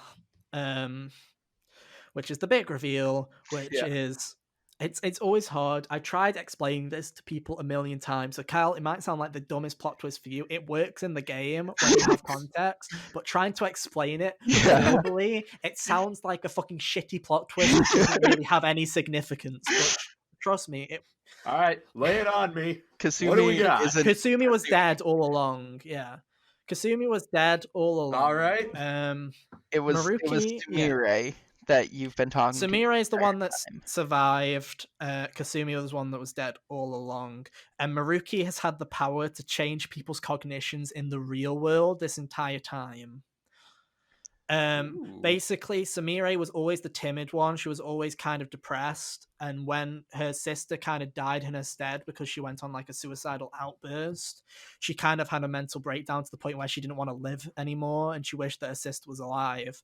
So Maruki granted her wish by making her cognitively think that she is her sister.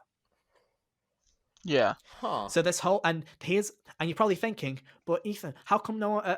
Ethan, how did no one ever correct you on her not being Kasumi? Well, in Kasumi's head, everyone calls her Kasumi. Even if they're calling her Samire, even if they say Samire, she hears Kasumi. But the TARDIS. But and here's the kicker. The only person that's actually been calling Kasumi is Joker, because when you fucking meet her, she doesn't give you her name. You pick up her. You don't know her name, but how do you find out her name? You pick up her fucking ID that she's made that has her name that she thinks her name is. So it says Kasumi. So you've just assumed this whole time that it's Kasumi because you read that her name was Kasumi, and of course she said, "Yes, I'm Kasumi," because she thinks she is. And literally everyone has referred to her solely as Yoshizawa-san. Everyone else has known this entire time that it's been Samire, but you and Kasumi. That's actually really cool. So Maruki basically changed her cognition because she didn't want to live anymore as herself, because she always saw her sister as the better person. And that's why she had her slump. She didn't have a slump because her sister died. She wasn't technically in a slump. She was always worse than Kasumi at gymnastics. Mm-hmm. So she was just trying to build herself up to be of the same level. So you have this whole plot twist that she's actually Samire, and Maruki's already had the power to change cognition in a way on a small basis before he even had this palace and before he has the big switcheroo. Yeah. So he's the reason that everything is wonky. And he's the reason why everything's wonky, yeah. Yeah. The reasoning behind that is it's dumb, but it works. It's when the chalice was what everyone believed in. Yaldabaoth is what everyone believed in. When they destroyed Yaldabaoth, the public conscience needed something else to believe in, and for a while it was the Phantom Thieves. But it kind of works on a hierarchy. Who do the Phantom Thieves believe in? And they had all put their faith in Maruki because they confided in him. So it automatically gave him the power to have power over public consciousness and change cognition on a whole. Because it kind of worked. That's really cool. He's not evil. He's doing what he wants, like what he does in order to make everyone happy. So he's not you're technically the villain. You're technically the villain. That's what I love about this whole thing is you're technically the villains in this because you're taking away everyone's perfect world. Yeah, you have the opportunity to just join. Just like no questions asked, accept it. You're good. Several times throughout it. And if you do, you get not a bad ending, but not. It is. They're technically bad endings. They're technically bad endings, but it's where everyone's happy, and it's. I've watched them. It's kind of creepily happy. They're creepily happy. Like it's all too perfect. It's all kind of too perfect. Everyone's kind of living in this perfect world, and it's kind of unsettling because you know it. And because doesn't Joker still know that it's like not real? Yeah, Joker still knows. He's just accepted that it's not real. Yeah. So you're not fighting for good, you're fighting for reality at that point. You're fighting for what you think is right, which is everyone should have the right to choose their own destiny. Everyone should have the right to suffer. Everyone should have the right to feel pain, and everyone should have the right to succeed when they want to succeed and when they deserve to succeed. It's basically Maruki is now not only my favorite. He's not only one of my favorite characters. He's now my favorite quote unquote villain of the entirety of Persona 5. He is the perfect final antagonist for the Phantom Thieves. I've said this. It always kind of feels with Yaldabaoth in the original P5 that they kind of jump the shark. It's just for the whole game they're fighting for their justice. And then they fight. And then they have to Yeah. fight gods just for the sake of it. And Because pancakes. I've always thought Yaldabaoth was kind of an and then asshole now of a fight. their final antagonist and their final fight really is a true test of what they think their justice is. It really Right. boils the game back down. It does everything on the scale of the later palaces, but it does what the original couple of palaces did, which was take a very personal story and Yeah. question your justice on a large scale, but it's very personal on the size of it. Yeah.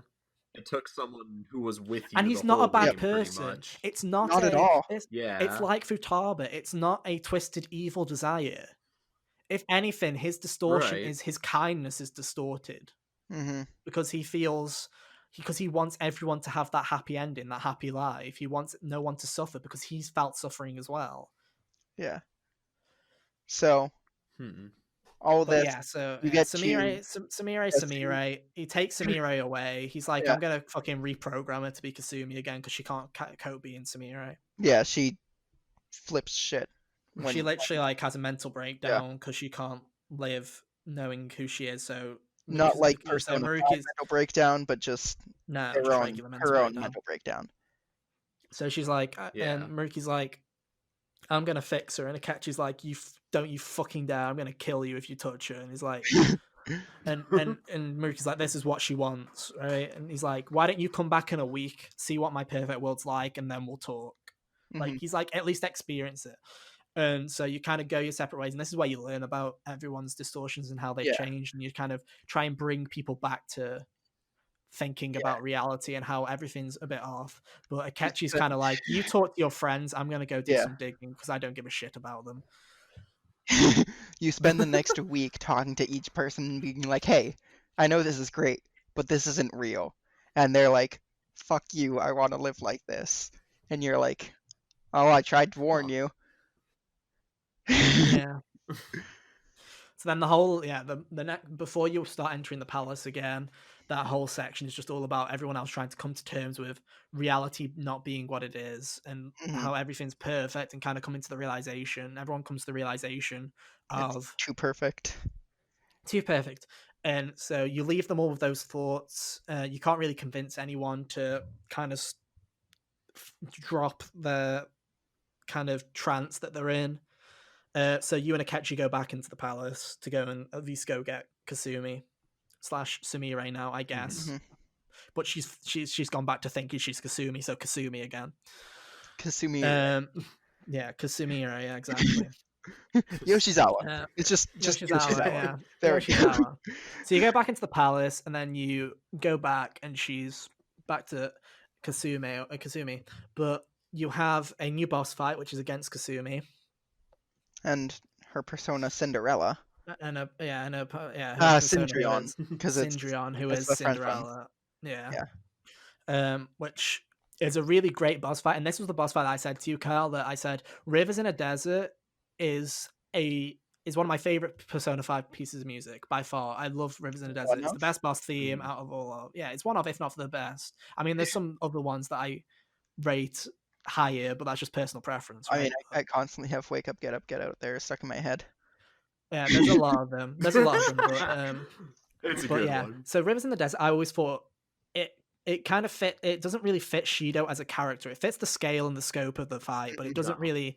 It doesn't fit the boss at all. And now it's used in Kasumi's fight, and it feels a lot more fitting of Kasumi's fight than it does of Shido, in my opinion. It works really well.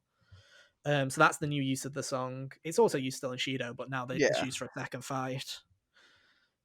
So you fight Kasumi, and then I guess this is where you find the big kind of the second kind of big reveal is how did Maruki how was he able to manipulate public cognition in the first place, even without his palace or without him becoming the center of public conscious just by default, right, or whatever. And the reason is, and this is why I laughed when he said, "How could Kasumi have a palace?" He's a persona user. Yeah, Maruki has a persona. Allows him to alter cognition. He's in his early 30s and he has a persona. It's a very rare occurrence for the series, but this is an adult that has a persona. Yeah. And his persona allows him to alter cognition. That's what his persona does. And he did it on his ex the first time. We'll get to this. No, we'll get to this. We'll get to this in a bit. But anyway, yeah. So Kasumi kind of is trying to fight. Basically, she's fighting and you defeat Akechi. You have a one-on-one battle with Kasumi because Akechi's like, I'm not gonna lie, if I get involved, I'm gonna kill her. So I'm just gonna fuck off. Because he's like, he's like, you plan on saving her, right? And he's like, well, this is all on you, and just walks off. It's just like. Akechi is. Oh God, he really shows who he is in the third semester. Like he doesn't hold anything back, and I loved it. Like it's just he's an asshole, and he embraces it. He's incredible. Just going full anti-hero. No more. So then Kasumi's kind of Kasumi's kind of at the breaking point where she's starting to think differently about everything, and then Maruki, not only can he forcefully change cognition, but he can also kind of take control of people's personas. So he kind of mutates Syndrion, who's Kasumi's persona, and you've got to fight. Then you have to literally fight Kasumi's persona. Mm-hmm. And I think the whole idea is, and it'll come to this. We'll come to this in a second when she has a second awakening. But the whole idea is Kasumi's persona is kind of a fraud because it's not hers. It's technically like Kasumi's. It's who she thought she was on the inside as Kasumi, not as Sumire. So he has kind of control over the persona in a way. So he kind of takes control of the persona, and you and Akechi are having the shit beaten out of you, and then this is when fucking Ryuji, the mad lad, literally just fucking runs in and just fucking beats the shit out of him, because they've all come to the realization that reality wasn't what they wanted, so they all came to the beckoning call. They all basically ran into the palace because they all realized, hey, he's going with Akechi somewhere, that can't be good, let's just fucking follow. It's serious if Joker and Akechi are working together after everything that went down. Yeah. So you have this fight, you beat the persona, you take Sumire out of the palace from Maruki because you again reject his perfect world, and he gives you another chance. He's like, okay, you have until February 3rd. Think it out, because Maruki doesn't want to fight them. He doesn't want. Mm-hmm. He doesn't want to. Right. If he wanted just the perfect world without problems, he doesn't want to. He truly cares about them, because he could delete them from existence if he wanted to. He could delete them from cognition and delete them from his perfect world if he wanted to. Mm-hmm. But he chooses not to because he really wants them to see the side or see the point that he's making. So he's like, I'll give you till February 3rd. He doesn't want to harm people. He wants everyone to be happy. He genuinely wants everyone to be happy, especially Joker. Like, he's doing this for them. Mm-hmm. But something about the wild card just lets you see through it. Yeah, exactly. So Joker and Akechi are the main ones who can. Again, I don't even know if it is that, or if it's just the fact that Joker had such a strong link with Maruki that he could just sense that this wasn't real, because he kind of I feel like it was just because of powers. I think it was either wild card, or it was just Joker was that close with Maruki, you could kind of sense something was off from the get-go. The cognition couldn't fully work on him because he was already too close to the person that was trying to change it, so he kind of just still had that connection left. Yeah. But now, so then the whole rest of the semester is you going through the palace. First to off, find his treasure, and you also have the Sumire stuff that you're dealing with. Any confidant that you had maxed out, like any of the Phantom Thieves that you had gotten to their second awakening before the third semester, you go talk to them, and they apologize for not immediately joining you for the for fixing the world, and they have a third awakening, which is a combination of their first two, and they're actually pretty sick. There's not a single one that's worse than any of the other personas. They get busted moves. Absolutely fucking busted. I remember On's was Ants is broken. Ants is fucking broken. It's not she even gives funny. the entire team concentrate. Yeah. So instead of a singular concentrate, where it's just, oh, your next turn, your magic damage is doubled. Now it is everybody on your team's next magic move is doubled just from one fucking move. Kasumi's is also extremely busted. I can't remember what it exactly is, but it is I don't remember. fucking broken. Let me look it up. You carry on talking while I just quickly up. So yeah, each of the third awakenings is a different version of the original Persona.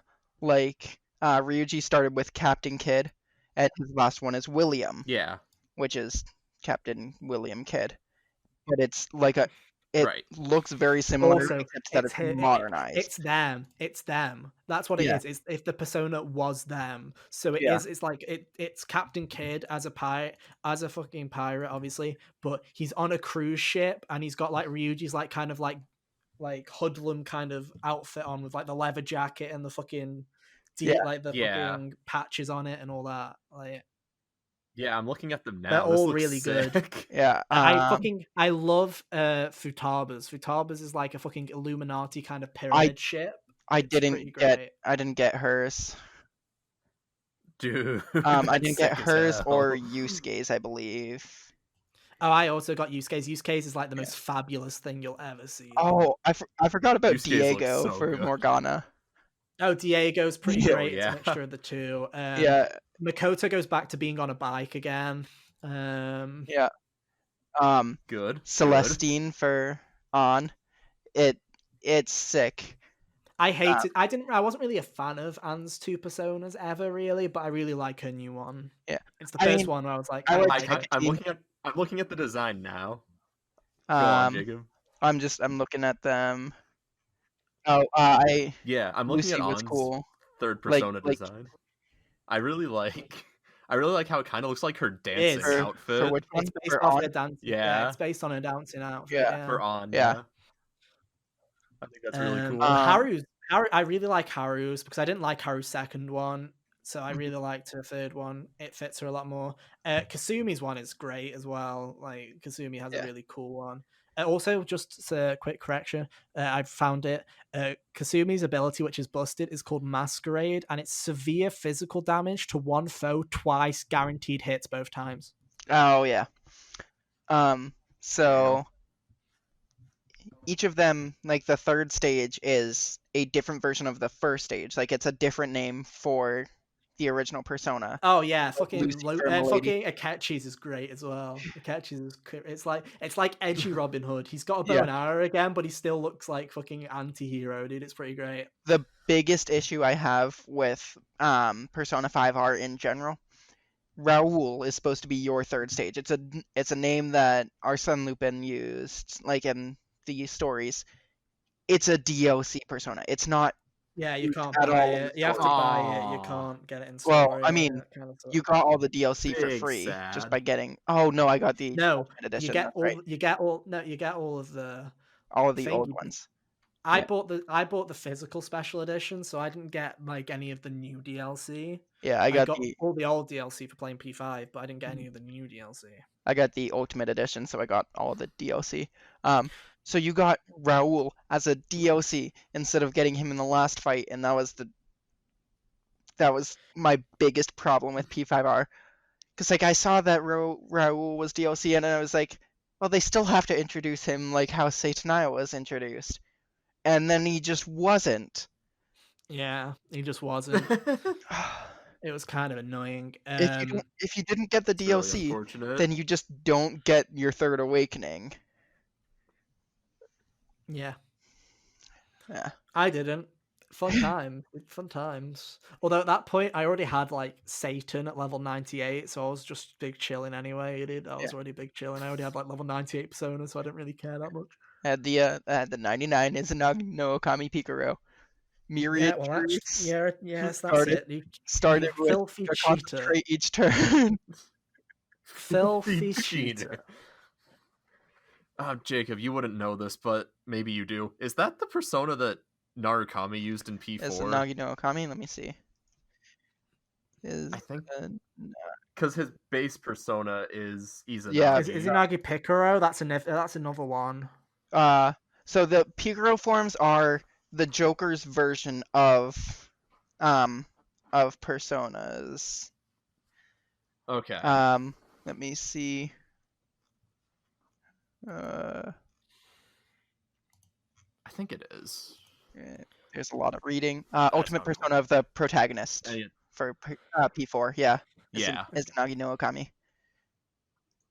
But no, anyway. So yeah, the Picaro versions are just like slightly different for moves. And Yeah. I think stats. I don't know. The Picaro version is a slightly higher level.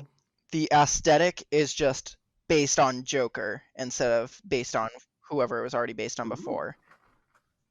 So I saw it. It's also in the art book you get in the special edition, but you don't get the fucking persona. It's in the art book, but you don't get it. I used Kagaya Picaro early in the game.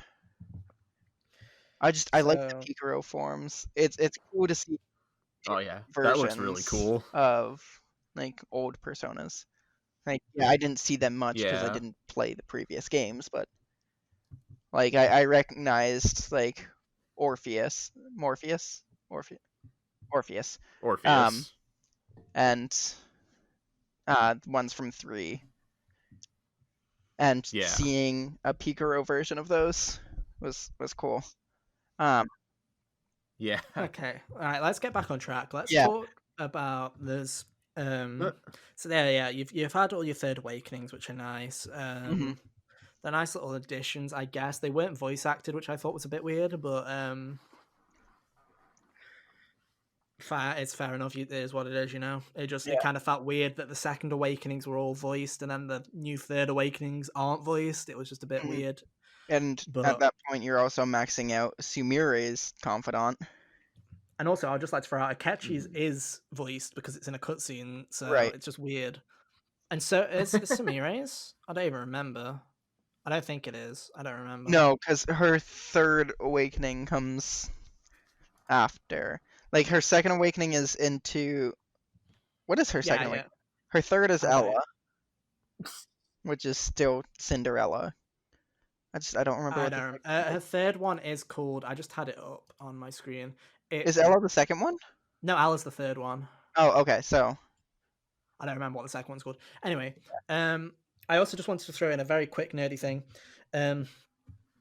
When I played, also when you go and do these third awakenings, they all take place in that confidant's room. Yeah, their bedroom.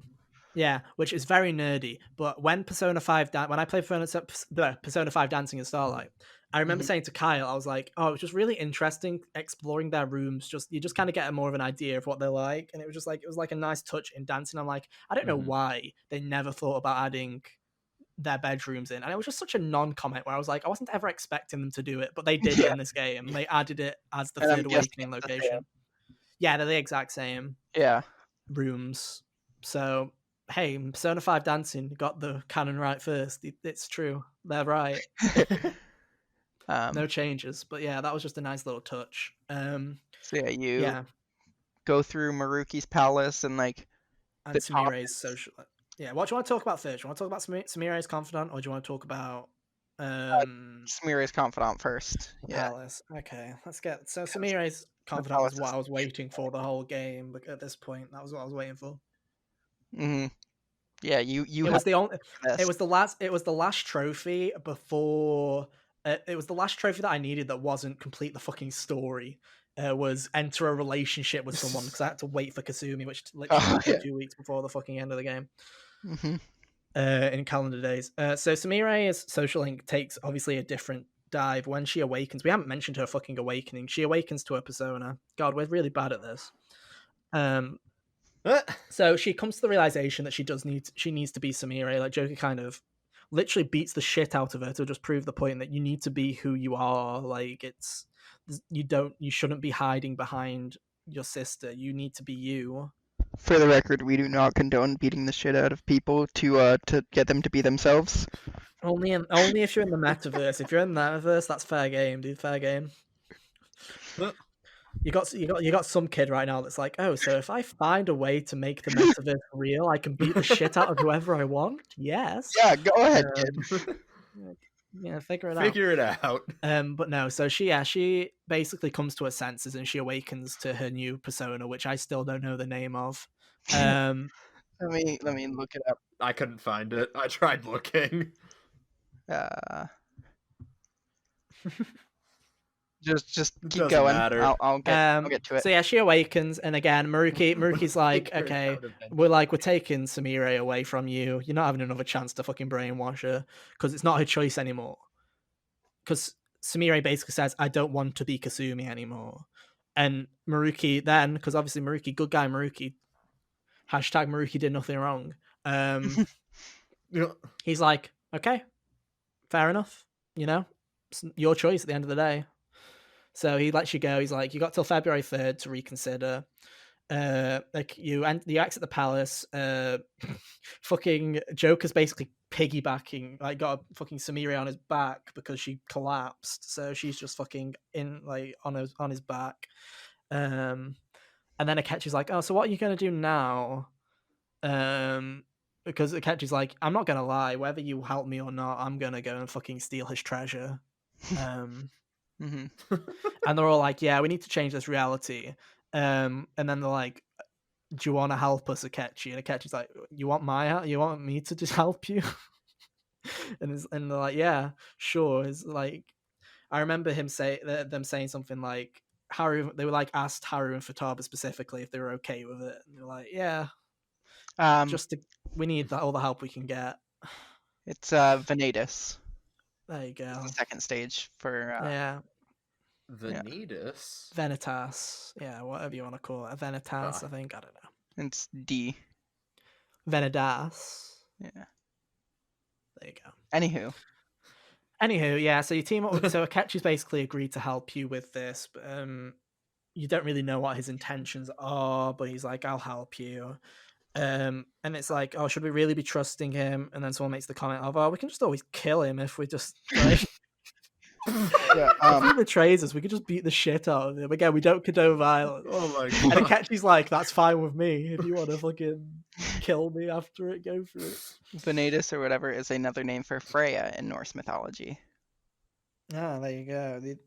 Shouts to God of War. There you go, dude. It's a great game. Good old Dad of Boy. Dad of Boy, dude. But anyway, so yeah, that's when it splits off. So at that point, you've got splitting the palace. And oh my god, we are already getting close to the 2-hour mark, and we're just getting to the palace. Yeah. Right. Keep going. So you have the choice of the palace and the social link of Kasumi. So Kasumi's social link, from what is... Sumire's social link. I'm always going to get confused. This is one problem. I'm gonna say this. As I like the plot twist. It works really well, but in terms of the names Kasumi and Sumire, Kasumi is so much more of a like catchy name in terms of sticking in your brain that it makes it hard for when they switch it to Sumire to switch your brain over to that's Sumire. Every time I'd be like Sumire. I have a professor this semester whose name is Semire, like Semere, and it's so hard not to think of it.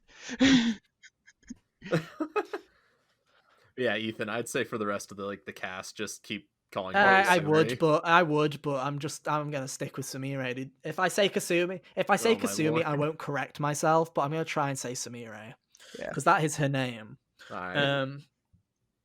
But no, the rest of Samire's social link is very much the opposite of the first half, which is quite nice. It kind of is the exact opposite. Whereas the first half of the social link is very much about getting Kasumi.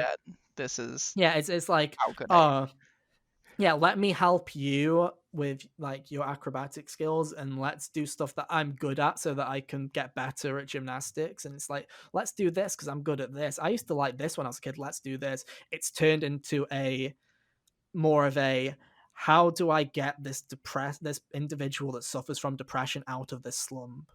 It very much turns into from the most outgoing kind of confidant to a very like internal kind of let's deal with the mental issues at hand here. Let's do that instead of doing like the big bombastic things that you would do in the first half. So it was really interesting.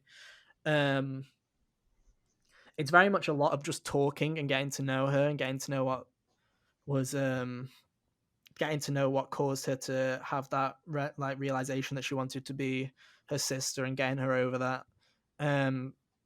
It's very much one of the more like melancholy kind of somber social links for the most part of it, where it is very much just not really many activities per se. It is very much just sitting down and talking and working stuff out, but it works really well. There's the one big event is you go clothes shopping with her,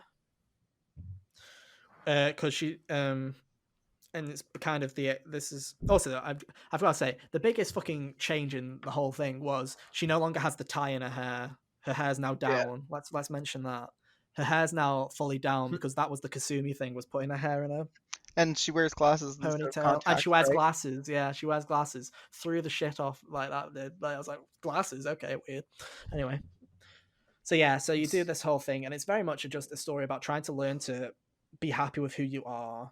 Like it very much was a like it was like, oh, like Kasumi, she was very dependent on her sister, and that's why she kind of just broke when she died, because even if she didn't know it and even if she was jealous of her sister, she relied on her sister a lot, and her sister really Yeah. cared for her.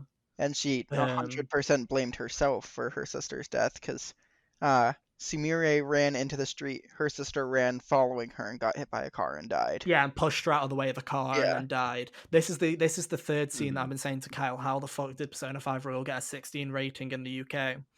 Because if the Kamoshida sexual abuse shit didn't get it, and like fucking the Akechi literally shooting you in the face and all the blood everywhere shit didn't get it, and all of that, and the mental shutdown scenes didn't get it, then surely the fucking cutscene of a teenage girl dying in a car crash would have fucking done it, but it didn't. So I'm like, I don't know what it's rated in the US. It's mature in the US, like it should be. It should be, but it's got like I said this to Cal the other day. It just makes me laugh. But yeah, Persona 5 Royal has the same rating as Marvel's Spider-Man for the PS4 in the UK. So apparently they're equally matured. Yeah, I know, but there's a bit of a difference between being Spider-Man and a little bit solving the problems of society, such as sexual assault and shit. Like, okay, cool. But so you have this whole social link. So you have a whole social link dealing with that, building her up to the point where she does become her own person. And she also ties her hair back up when she finished the social link in a kind of way of memorializing her sister. Memorializing will not like to kind of to kind of show respect. She's like, I'm going to tie my hair back up, and it's kind of for her to remember that she's always been a part of her life and stuff like that. So yeah, it's a good social link. It's also clear to say, I mean, you mentioned it earlier, Jacob, but for in base Persona 5, they very much say to the whoever you romance is in your canon, it's your romance option, right? We're not going to push any of these characters on you. There's if we're going to push anyone, anyone, it's going to be Anna and Makoto. Those are the two that they kind of try and push. But everyone else, they're kind of like, no. If you want to pick whoever, you pick whoever. Kasumi/Sumire is the exact fucking opposite. She is genuinely. I thought it was. I don't know how you fucking rejected her, because I would have felt fucking horrible. It genuinely would have broken me. But it's bad enough when you have to reject Haru, because you can tell Haru really likes you. Like in the other ones, it's kind of just played off where they're like, oh yeah, whatever. Like you can tell that they maybe had some feelings for you, but they kind of don't show it. Where Haru genuinely just kind of does it. Oh, okay, like kind of fucking dies inside. And then Sumire is like, oh, let's just do a one-up from Haru and literally say I love you before you even have a fucking option. Yeah. Before you've even given an option, she says I love you to you, like, because she has to get it off her chest, because it's like, so she literally just has to get it off her chest because it's making her go crazy. And so yeah, she literally says I love you, and you have to fucking turn that down if you choose to. So have fun with that one. That'd kill me. I couldn't do it. I genuinely couldn't do it. It's a video game, and it's heartbreaking. I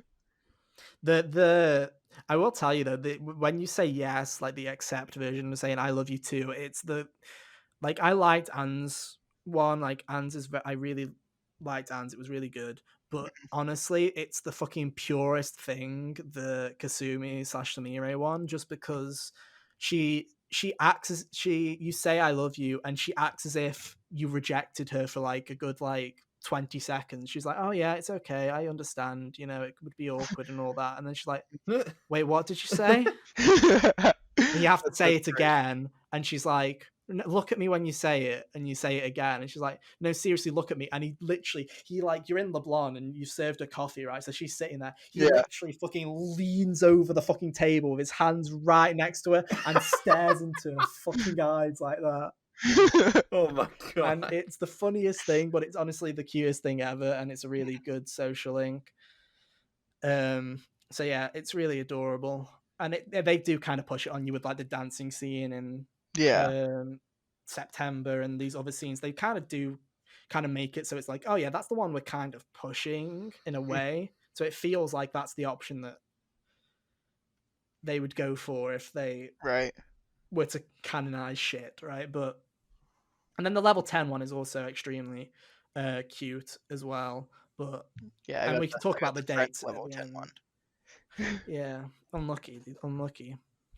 But no, so that's Samira. Samira is a really good. Samira is my favorite, one of my favorite confidants now. If not, she's my favorite in terms of character of the Phantom, like the Phantoms, even though she's technically not a Phantom Thieves. She's probably my favorite story arc, just because it's a very personal story arc, and it also relates very much to me.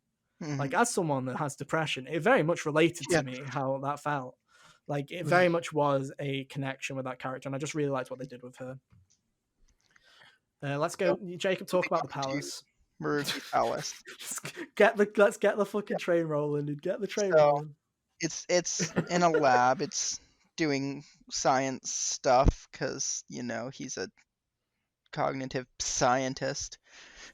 I will emphasize the P. Mate, it does. There's a really funny joke where Ryuji, like halfway into the palace, which is about like 2.5 hours into it, goes, "Oh shit, this is a lab. I didn't even realize this was a lab." And then Akechi's like, "Are you like fucking stupid? How did you not know this was a lab? It's Maruki, dipshit." And it's like, oh, it's great. Like, yeah. And Ryuji's like, "You didn't know, did you?" And it's just like, "Yeah, of course I fucking knew." Like, it's like, oh, it's just, that was a great line. But yeah, carry on. So you're going through. There's one point where it asks you what you would do in a bunch of different circumstances, and you have to figure out what Maruki's thinking is would want you to do, rather than like what you would do. What his reasoning is, yeah, like what his belief system is. Even if you do the wrong thing, it's just an extra little fight. I got them all right, by the way. Very impressed. I think I messed up like the back of my hand. Because it's very interesting, because there are two that are really, the two of those questions are really important. One of them is you get there are 5 options, and it's like, if you could go into the metaverse and do anything and not get caught, what would you do? And the options are like, oh, I'd steal from people, like I'd use it to steal, or I'd use it to make someone fall in love with me. I'd make someone, like, it's like all these kind of options. And then one of them is, I'd use it to change people's hearts, like the Phantom Thieves. And you're obviously expecting, like, oh, it's definitely not going to be that one. But then you come to the realization, once you've talked and you've worked it out, that is the one that Maruki wants you to pick. It's just another one of those reassurances that he's not a fucking bad person. He's the person that he has the same belief system as you. He's just doing it differently. Yeah.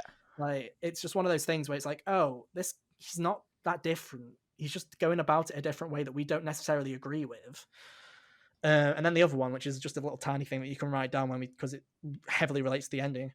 He's like, if you have a dream and you're trying really hard but you're not succeeding, what should you do? And the 3 options are like, give up on the dream. It's like, try really hard until I succeed. It was like, give up and don't look back. And then the other one was like, move on. It was like, try but dream. Yeah, it was like, find a new dream. It was like, it wasn't even find a new dream. It was like, keep going, but then if it fails, find something new to do. Like, give up and start on and do something else.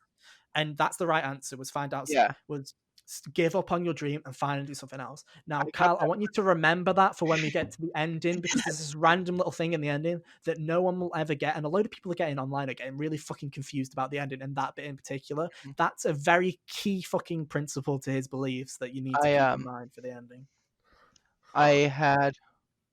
All right, filed away. I got that one because I remembered someone talking like before I infiltrated the palace about Maruki encouraging someone to quit because they didn't like Same they were conversation, they were having trouble with track, so he encouraged them to quit and play like the trumpet instead or whatever. Yeah, I remember hearing that as well. So I already knew that one as well. Yeah. It's just a nice little thing, because the whole time you're doing this palace, the reality's distorted. Yeah. So there's a different day song because reality's distorted, and it's eerily happy. That's what I love about the new music that they added. The new music that plays in Shibuya and just in the open world in general is really eerily happy and eerily positive. It's kind of like, oh, this is perfect, world's perfect, but it just has that eeriness to it where you know something's wrong, and it's really well done because it's not someone trying to fake happiness. It still feels like a happy track, but you can just tell that it's just wrong in a way, and it's just really really great way. It's like manufactured happiness. Absolutely. Yeah, but no, it's good. It's good shit. Also, palace theme for Maruki's palace is incredible. It's really well done. It's to the point where you hear it during your first infiltration when you don't know that when Kasumi awakens, and you're just like, oh, this is an interesting, like, kind of eerie, kind of weird vibe to it, kind of surreal. You can't pick up on who it is, but then once you know who it is and you just listen to the song, it fits the theme and it fits the palace so perfectly. It's like really well done. So props to that. It's one of the better palace songs, in my opinion. Not as good as Whims of Fate and Price, but just underneath those two. Right. But what is? Whims and Fate and Price are like top tier, whereas that's just underneath it. It's really good.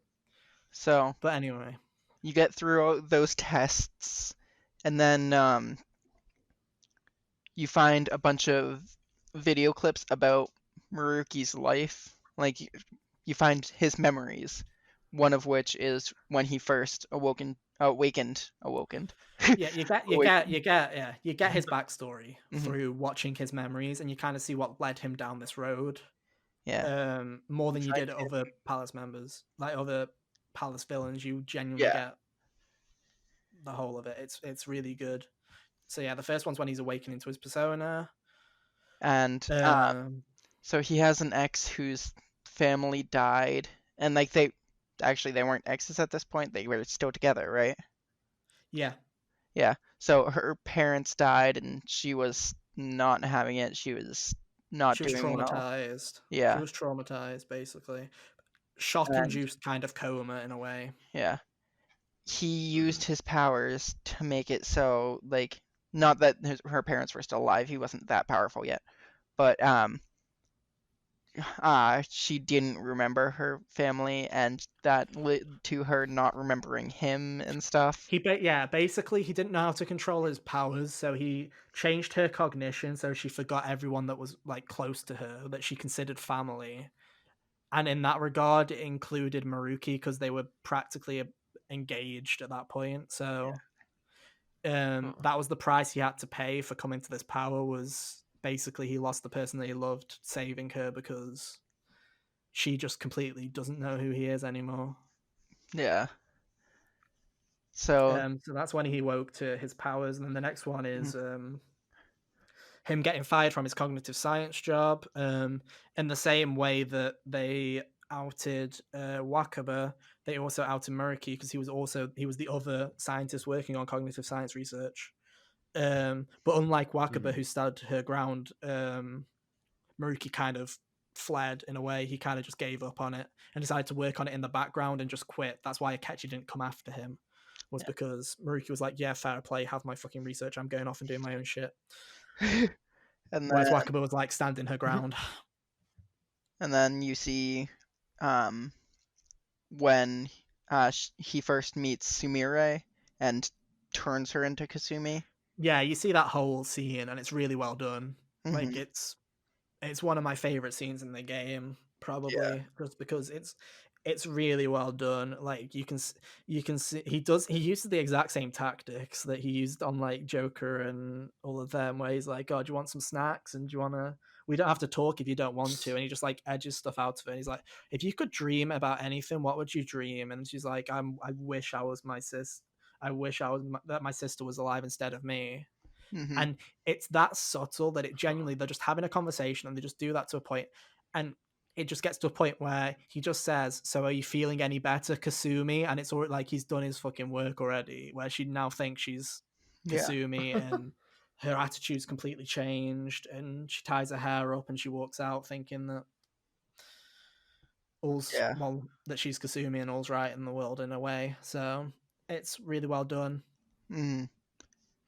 So you get a real big insight into his past when you go through his palace, which is a long palace, by the way. It's like 5 hours. So you get through all that. I gathered that by how long we spent talking about it. Just some Rainbow Bridge area. Oh yeah, and then you know how like every palace has like a second section to it, which is a bit different from the first. Like Bank has a vault at the bottom of it, and fucking Madarame has the kind of garden-ish area. Not even the garden. He has the fucking weird stairs. You know, the MC Escher kind of case kind of place. Like he has that kind of illusionary area. And Futaba has the inside of her, inside of the tomb, and all of that. I think Akuma is basically the same the whole way through. I know he has like the space section where you go through the space puzzles. Yeah, the airlock puzzles. So it's Rainbow Bridge. You have to change the color of lights to get through the areas and stuff. It's rip if you're colorblind, dude. Rip if you're colorblind. You're fucked. Yeah, so it was convoluted. There was a will seed in there, but like you end up getting through it, and then you get to. There's one more video, isn't there, that you find right at the end, and it's it's him. It's him when you're fighting Yaldabaoth. It's him being like, "Hey, I'm gonna take over," or really his persona being like, "Hey, we're gonna take over." What happens is he hadn't fully connected with his persona, because obviously you have to go to the metaverse to kind of become one with your persona. And because when Yaldabaoth does his shit, he merges mementos, he merges the metaverse with reality. It allows his persona to make the connection to basically awaken to his persona fully. Like he was able to fully awaken, because of he wasn't able to get into the cognitive world. It was because of the cognitive world fusing with reality, so he was able to awaken to his persona, and then his persona gave him the ability to fully awakening allowed him to tamper with mementos because of what we said earlier. Oh yeah, so mementos is still there. There's an extra little path that connects back to his palace. You have to kind of go halfway through and go and do some mementos runs. You have to do a mementos run. Huge thing. It was just, and then that's the whole palace, really. The whole palace is just a lot of running around.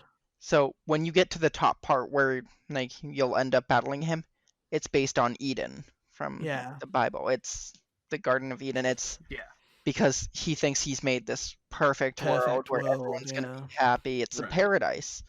So the last area is paradise. And it's also very important to say there is no Shadow Maruki, because he is a persona user. He is just in he is his own ruler. He is his human version is just residing in his palace. Yeah. Just chilling like a fucking evil villain, just like sitting in his castle, just like chilling like a good villain. He's not evil. Yeah, like a good villain. But no, it's just there's no Shadow. His palace was made before he was fully awoken to his persona, so that's how his palace exists. But there you go. Yeah, then you fight him. It's a really long fight. Oh, there's the scene before that though. You gotta wait for this. There's a scene before that where the final where he comes to LeBlanc the night before. You have to give him the calling card. And I love this scene because he just has another rational discussion where he just has another general discussion with you, and he's just talking, and he's like, you might as well come in here as well, Akechi. And then Akechi just walks through the fucking front door. He's like, because Maruki knew he was listening in on the whole conversation. And this is Akechi's the like, last fine. big moment. Yeah, and then this is the last big moment where you basically come to the realization that Joker's distortion, what was Joker's distortion in this reality? It was Akechi. Maruki doesn't know if Akechi survived or not, but Maruki knew that Joker needed Akechi in a way, that their business wasn't over, and that he felt like if there was more time, everything could kind of be resolved between them. So Maruki basically brought Akechi back to life, even though he specifically says he doesn't know if Akechi is alive or not, but in his perfect reality he made a version of Akechi so that Joker and Akechi could kind of work out their problems in a way. Just kind of the entire time this Akechi knew that Akechi knew the whole time, came back. That's why he said back in the laundromat that like the big thing was that Wakaba and Okumura were alive, and he learned about their experiences, and he knew that he had died. His last memory was being in Shido's palace, and then he's just back out there during the Yaodabout thing. Yeah, so basically Akechi has a gap in his memory from the point where he's fighting his cognitive version of himself to waking up in Shibuya on Christmas Eve. Yeah. So, yeah, because it's literally right after you've defeated Yaldabaoth, so the first thing that Maruki does is change Joker's cognition. And that's bringing Akechi back. Yeah. So, yeah, that's so... It really cool, makes it to a point where Akechi's death still is valid. It still makes sense. And it doesn't ruin it. Akechi is all like, I've been dead this entire time. You're not accepting this reality because it would save me. Like, I'm not real, so just stop. Like, he's the one who tells Joker. Akechi basically says, I'd rather be dead than be in some reality that's controlled by someone else. Like... That's basically the whole idea. And then if you did the right things for Akechi, he'd awaken to his persona then, and then you go into the palace. And then Kasumi also awakens on that day. Third awakening, both happen for those two characters. And then you go into the final boss, which is Maruki, obviously. You fight him and his persona, and it takes a really long time because it's a really good... also, the music. That's when I Believe plays. I Believe plays on the infiltration to the top, which is... great. It's like Life Will Change and Dark Sun from the I mentioned the anime again. I said I'd only mention it once. But it's like the intro song Dark Sun from the anime and Life Will Change had a baby, and that's the song. And go and listen to Dark Sun if you haven't. You'll very much hear that I Believe is very much based on that.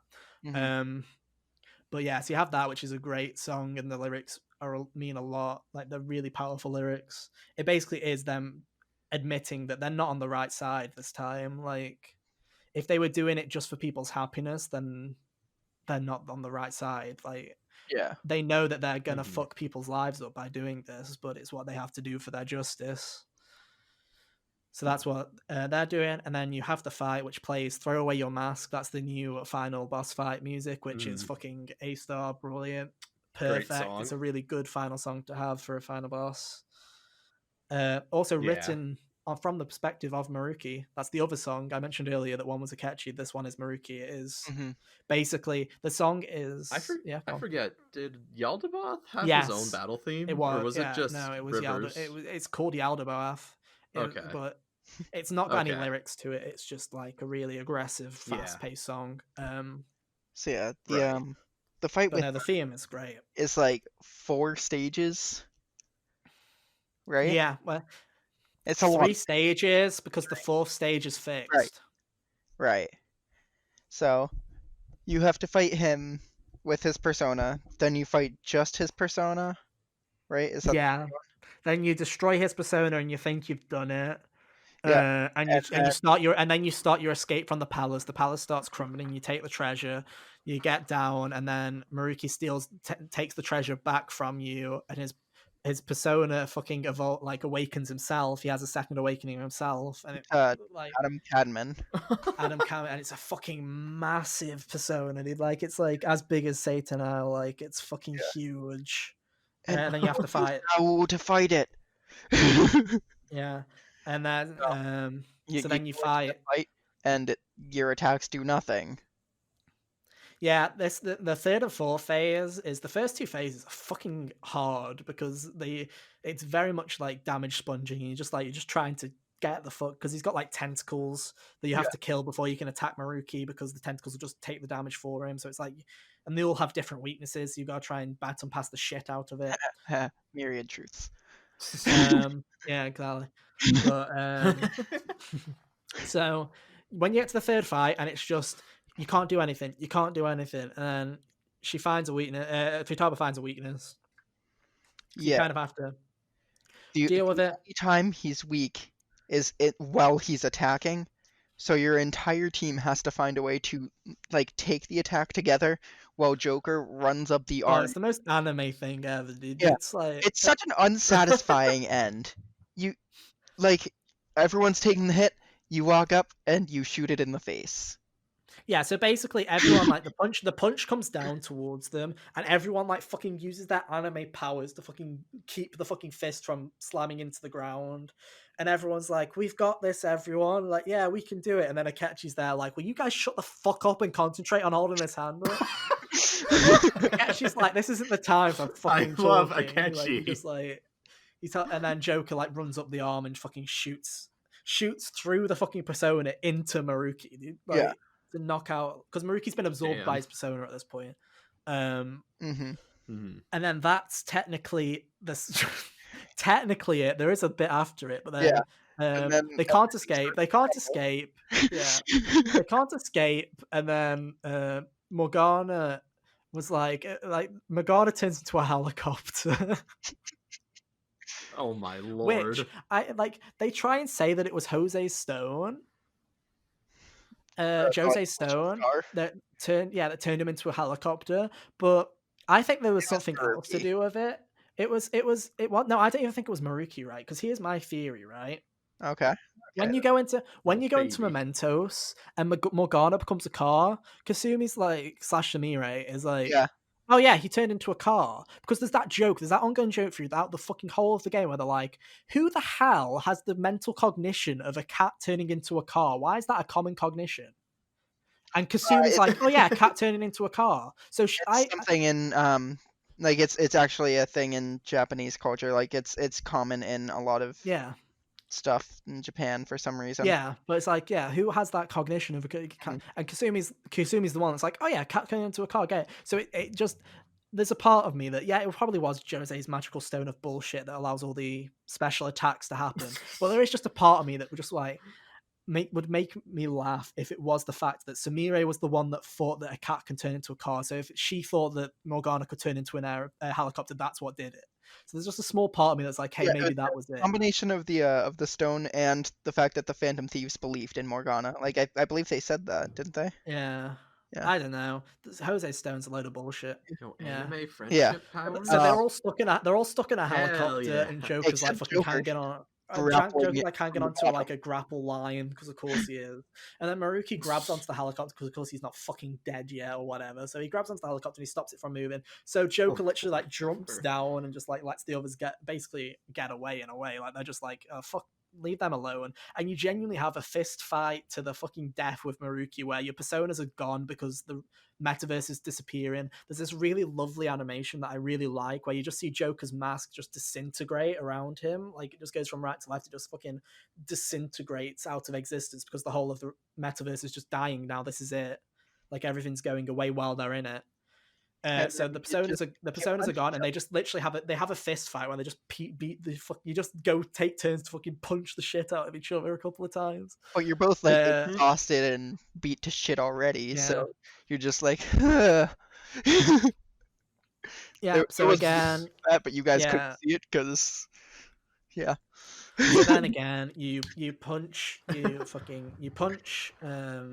Maruki's on the ground. The glass around them, because they were on a glass like part of the palace, starts to crack, and Maruki falls, and Joker's grabbed onto him, and Maruki wants to fucking die because he's lost, and then Joker basically is forcing him to stay alive because he's like, you're not a bad person, you don't like, there's no point dying for this. And this is where the thing before comes in, like if your dream fails, don't give up on life.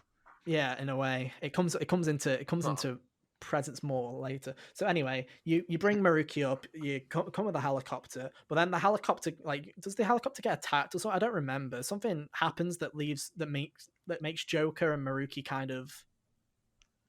I don't remember. Kind of. Anyway, they all escape Memento somehow, but they don't know if Joker and Maruki made it out. Mm-hmm. So they're back in reality, and so yeah, everyone's back in reality. Maruki's not there, Joker's not there, and Akechi's not there. They're all gone, right? They're all gone, and like, what's happened? So they go back to Leblon. They're all like, okay, let's all calm down. Let's go to Leblon. They all go to Leblon, and Sajira's like, what the fuck are you on about? Joker's been in jail for the past 2 months because he handed himself in to Sai. So the timeline's basically gone back to original P5 timeline in a way. But oh my God. I just like it that everyone else, when they exploded out of Mementos, will have just woken up on the sidewalk outside of where the palace was. Joker will have just woken up in prison and has apparently been there for 2 months. Yeah. So Joker literally will wake up and he's just in prison. Mm-hmm. And then the same process goes in where it's like they break him out. All of your confidants try and break him out of prison and stuff like that. Where you get him out. Some people have been making get him out, release him legally. Someone keeps making the stupid joke of, so Joker only spent a week in prison. Technically, he was there for like 2.5 months because he was there since December because reality changed. Yes, he will have only felt a week of it because he came out of the fucking cognition that way, but he was there for 2.5 months. Yeah. So people making that he's only been there a week, bullshit. No, that's not true. It is. So there you go. True. And then you have like just a shoe, and then everything carries on like it did beforehand. Was the other day like the what is it, White Day? Was that in? That wasn't. That was a new. Okay. We'll get to those. We got 2 more things. We got the Valentine's Day scenes, which are practically the exact same, except the day after Valentine's is new, where every character that you've maxed friendship with that you didn't romance will give you chocolates as well. Like they'll come up to you and like say thanks for being a great friend or whatever, and pass you whatever. Mm-hmm. Which, if you're someone like me that got maxed out every confidant in one playthrough, that was a long fucking day of just people going, here, have some chocolate. Here, have some chocolate. Here, have some chocolate. I had 9 people give me chocolate. I had 9 fucking scenes of people going, hey, have some chocolate. Yeah. Like, Sai's like, hey, Sai comes up to you and like, hey, have some chocolate. And then it's like everyone else is like, here, have some chocolate. I know we're just friends, have some chocolate. Hi, we're just friends, so I decided to give you chocolate on the day after Valentine's Day. Here's some chocolate. Hi, hey, you rejected me heartlessly. Here, have some chocolate. I didn't get that. I got the Valentine's Day. It was actually say that, but just very cute scene, by the way. It was very cute. Did appreciate it. It's kind of weird though because the ending still pisses me off, but we'll get to that. Yeah.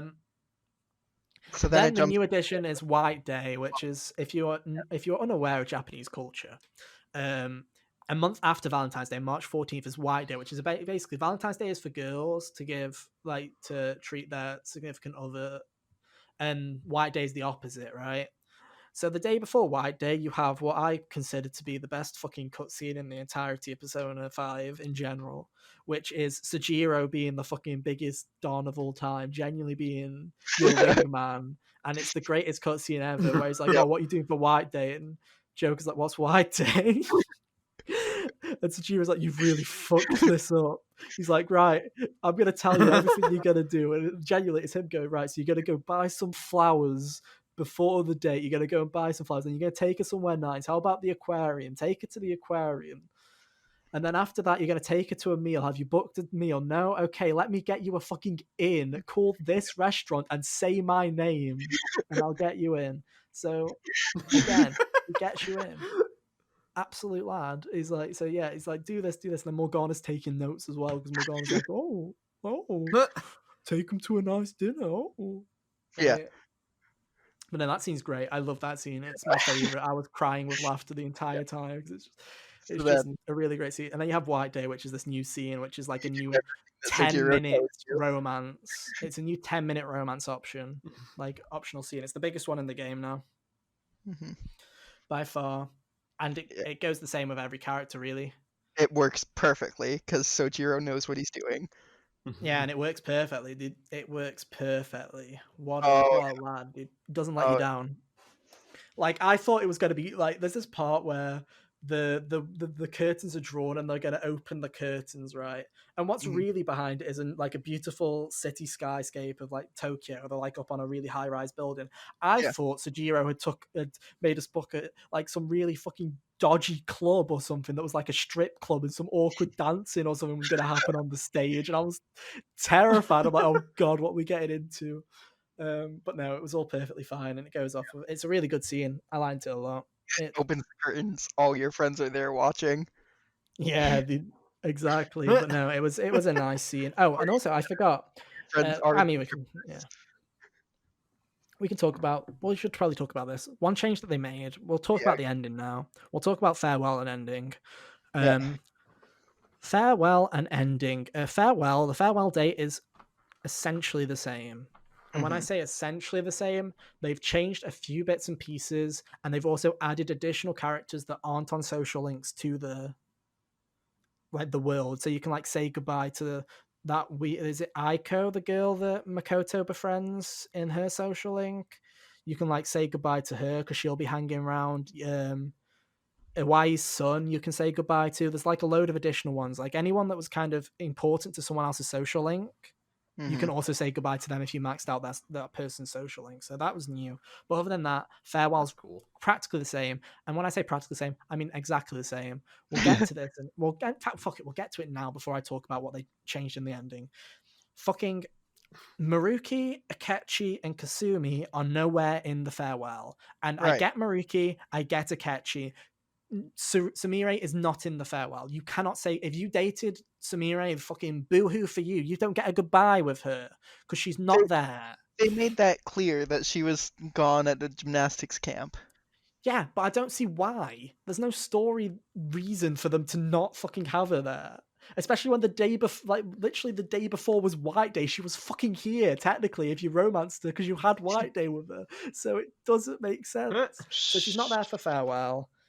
It's really fucking awkward because you don't get that goodbye if you're in a relationship with him. You don't get that romance goodbye, which every other romance gets. So there you go. You couldn't.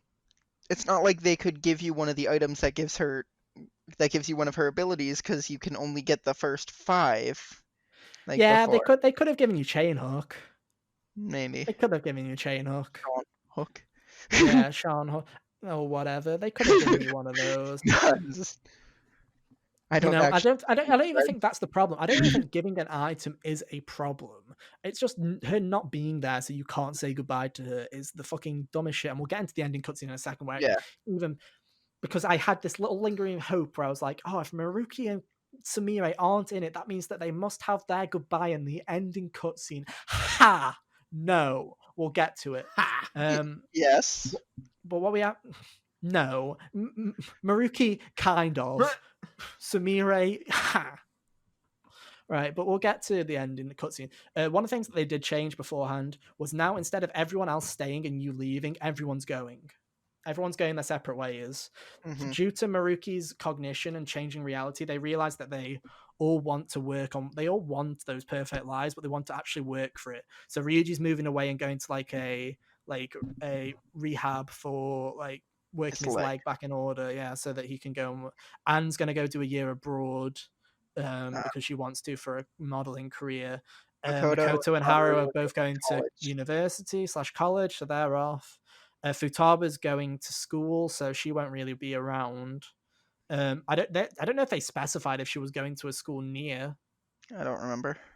But so the only one that's really staying is Yusuke. Yusuke's the only one that's really going to be staying. He's like, oh, I'm staying here. So everyone's kind of gone. So it takes it all from you're going away, but you can visit your friends real soon, to everyone's fucking going. Goodbye, wave, goodbye. Yusuke real soon.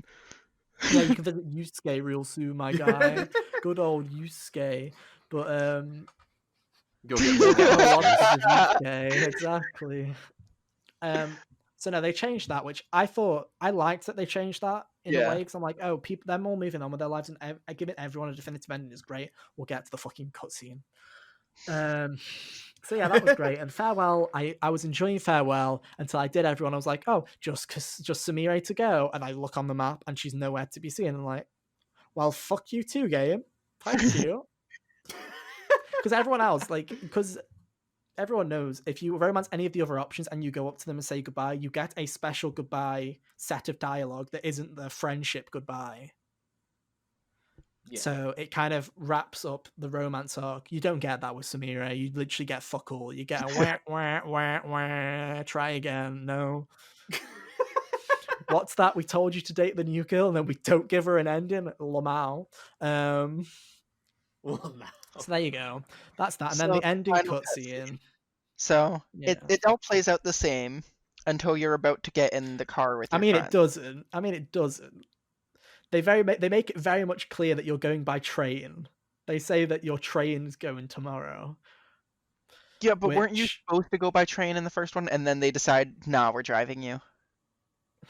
Pardon? Yeah, but they do, but they say train more than they used to. They very much emphasize you don't be late for your train. I think so. That's the new one. Sujira's like, you don't want to be late for your train is the new one. Whereas beforehand, he's just like, oh, you're getting the train tomorrow, so make sure you pack all your shit up. Still, you're about to get in the car with your friends, and you see the people behind you that are definitely cops. That was in the old one, right? Yeah.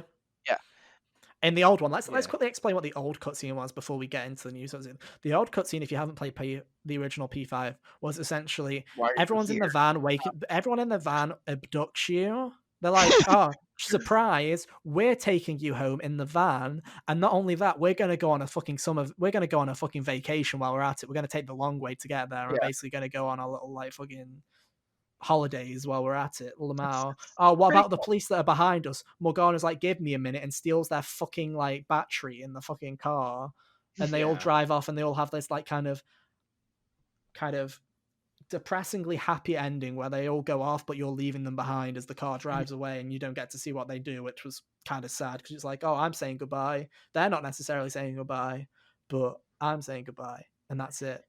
Alternatively, now you go you walk up to the car and you see the police, and you don't get in the car. Instead, a taxi comes to pick you up. Yeah.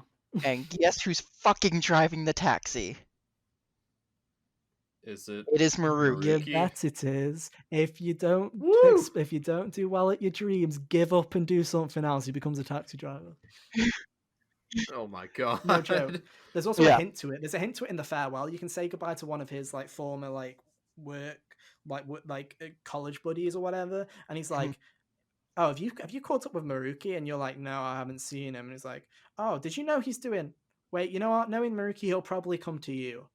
And I was like, oh, I can't wait to see what he's doing. He's a taxi driver. That's great. So yeah, he picks you up and drives you to the train station, and your friends just eat out and just swerve. Well, yeah, everywhere. you have this whole conversation with Maruki where it's very much he's had a change of heart, so he sees what was the error in his ways, and you do have this kind of mutual agreement. He's like, he kind of makes this kind of joke to you where he's like, after this we're even. He says after this we're even because obviously he's seen the error in his ways and stuff, but it's not the ending that I kind of wanted from Maruki. I kind of would have wanted an actual conversation with him, especially after how many conversations you have with him in New Semester. Yeah. It would have been nice to have something longer, but hey, it's more than fucking Samire got, so we're not even gonna. So yeah, you get out the taxi. They all drive everyone in the fucking battle bus is fucking pulling up, dude, and they're all like, "Oh, goodbye. Looks like you're off. See you later. We're gonna go distract the police some more." And they all drive off, and they fuck off without you, so they're gone. So they're gone. That's you saying goodbye to your friends. It's no longer, we're taking you on a summer vacation and we're taking you home the long way round. We're all going to go and have a fun time as friends. Nah, fucked off. They've gone. Bye. See you. We've got to go do some shit, apparently. So off they go. That's it. And then as you walk into the train, and this is the bit that got me. You're walking back through the train, and Kasumi's coming back from her trip. So she's just pulled up the train. She's just come out of a train and she's walking past you, and literally this is what fucking happens. They walk up to each other, they look at each other, she says something along the lines of "see ya" and walks off. She's like, "I'll see you later," or she's like, "see you real soon," or something like that. That's something along the lines that she says or something, and she walks off. That's all you get. If you were a fucking Sumire stan of this game, dude, you got the biggest cock block I've ever seen. Not only do you not get a farewell, like you don't get a farewell moment, you just get a "see ya" in the fucking animated ending cutscene. It doesn't even look like they're friends. Never mind if they're in a relationship. Yeah. So. And then you sit down in the train. Yeah, in your train. And is the last scene before or after the credits? I can't remember. It's after the credits, and it's based on what you did. Yeah. I got it. So yeah, same. Credits play. You're sitting in your train. Very depressing song, by the way. They knew that fucking ending was going to piss people off and make them sad, so they played the most depressing song that they could have ever made, ever. Dude, what? I don't even remember. Let me look it up. Let me look. So you look you carry on. Yeah. You look in the window, and like in your reflection, you see like the Joker mask, like you as Joker wearing the mask instead of glasses and everything. You like look down for a second. It's called Our Light. And you see someone walk by the train, like the camera. You see two people in suits walk. You see two people in kind of. You see two people in sunglasses and suits walk by with a third person with them who's wearing a certain person's costume. It's a tan jacket. A tanned jacket, a tanned suit, if you will. It's Akechi. Yeah. He walks by. It happens. Akechi walks past the train, but it's at the exact same time that Joker, when Joker's reflection is still his Phantom Thief costume.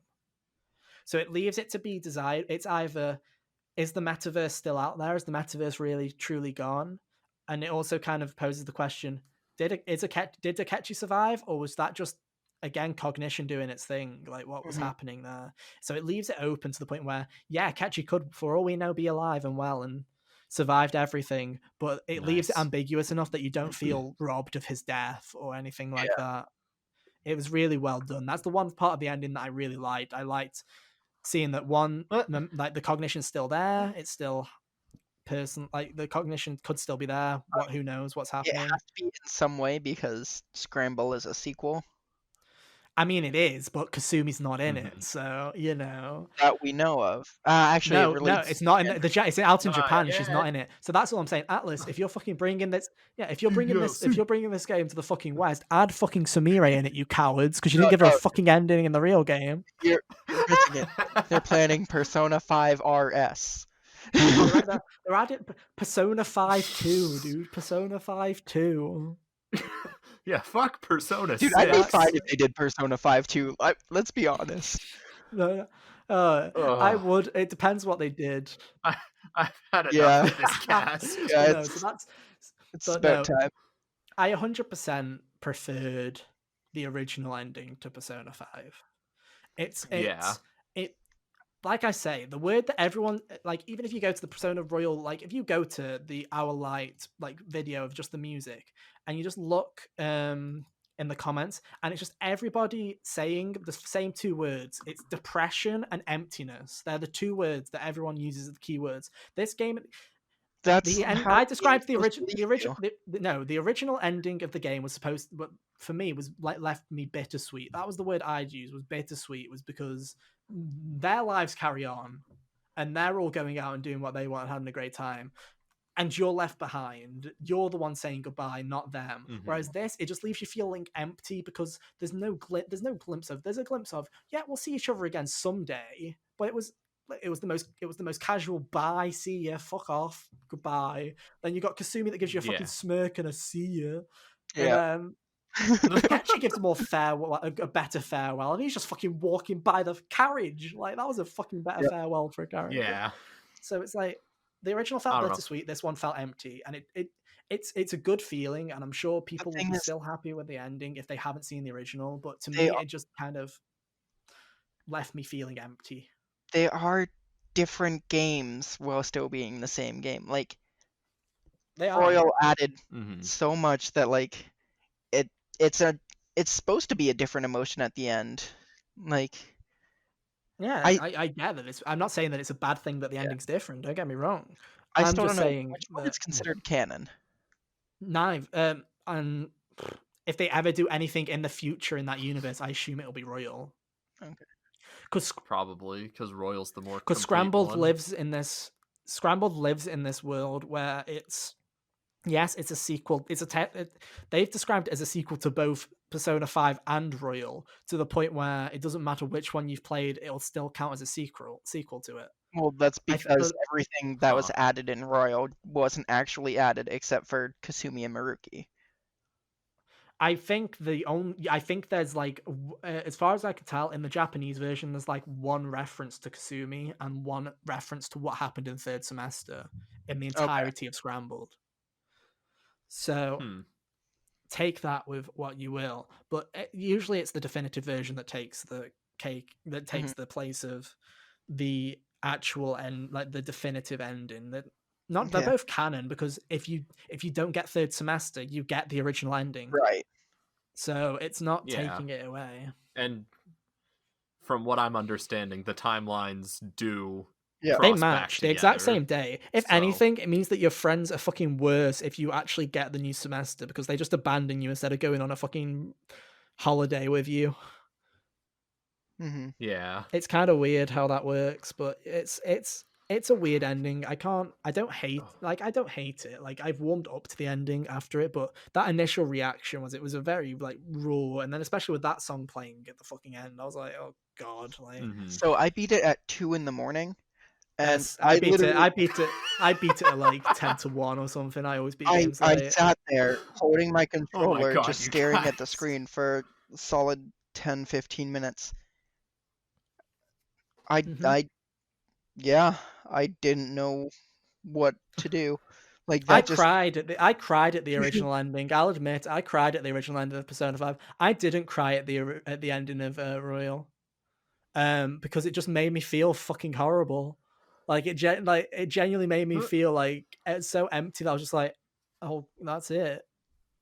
Oh god, like, no goodbye to this. The Samire bit was the thing that got me. I think it was just like, oh god, that's it. So now, would you call it a non-ending, or would you still say it concluded? It concludes still perfectly fine.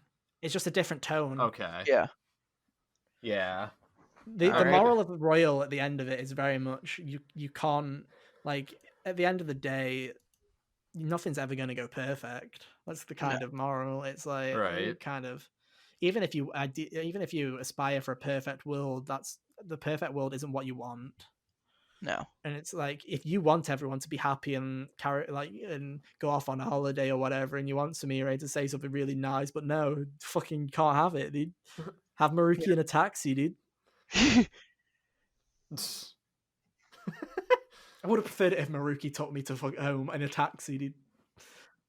Genuinely, but no, it kind of felt empty. And then also, it always pains me to say it, because the only person that you have next to you left, Morgana. That's all you have. You have fucking Morgana on a train. Oh my god. That's it. Like, oh, that's depressing. Like, no. But no. Ending... Persona 5's ending, I wasn't always a fan of Persona 5's ending. I'm like, it does the job, but at the same time, it's like, it was nothing groundbreaking. It just ends it. To me, I've always seen P5 Vanilla's ending as just like a worse version of what 4 did. I don't know how 4 did. Because 4's ending had a lot of emotional impact behind it, but 5 to me always just kind of ended. I think that's the problem, is you have your goodbyes in farewell. That's the problem, is you have the farewell day where you have your goodbyes with everyone, where you literally go up to the 20 people and they all have like a little monologue which they all say goodbye to you. and you get that. So when you get to the ending cutscene and they all just go, bye, see ya, adios. And it's like, oh, that's kind of it. It just, I don't know.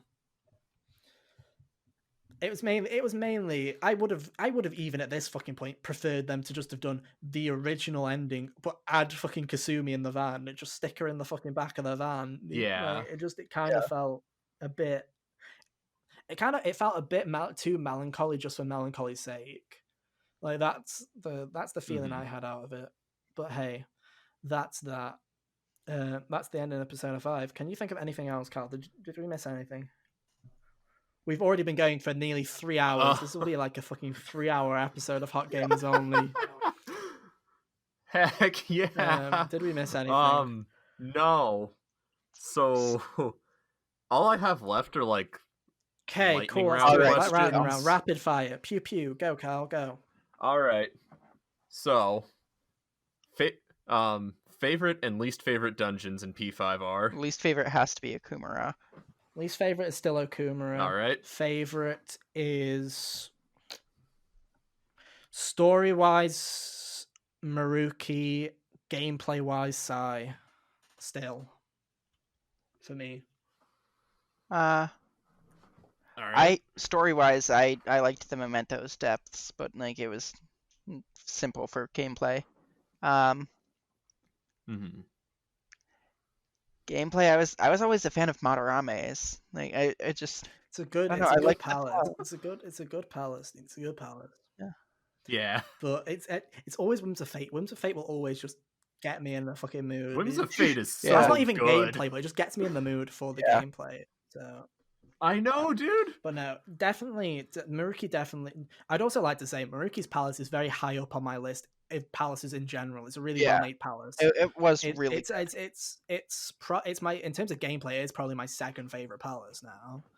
And in terms of story, it's my first. So there you go. Take that for what you will. In terms of music, it's third, behind Price and Whims of Fate. So there you go. Alrighty. Next question. What do you consider to be the lowest point of the game? The Okumura fight.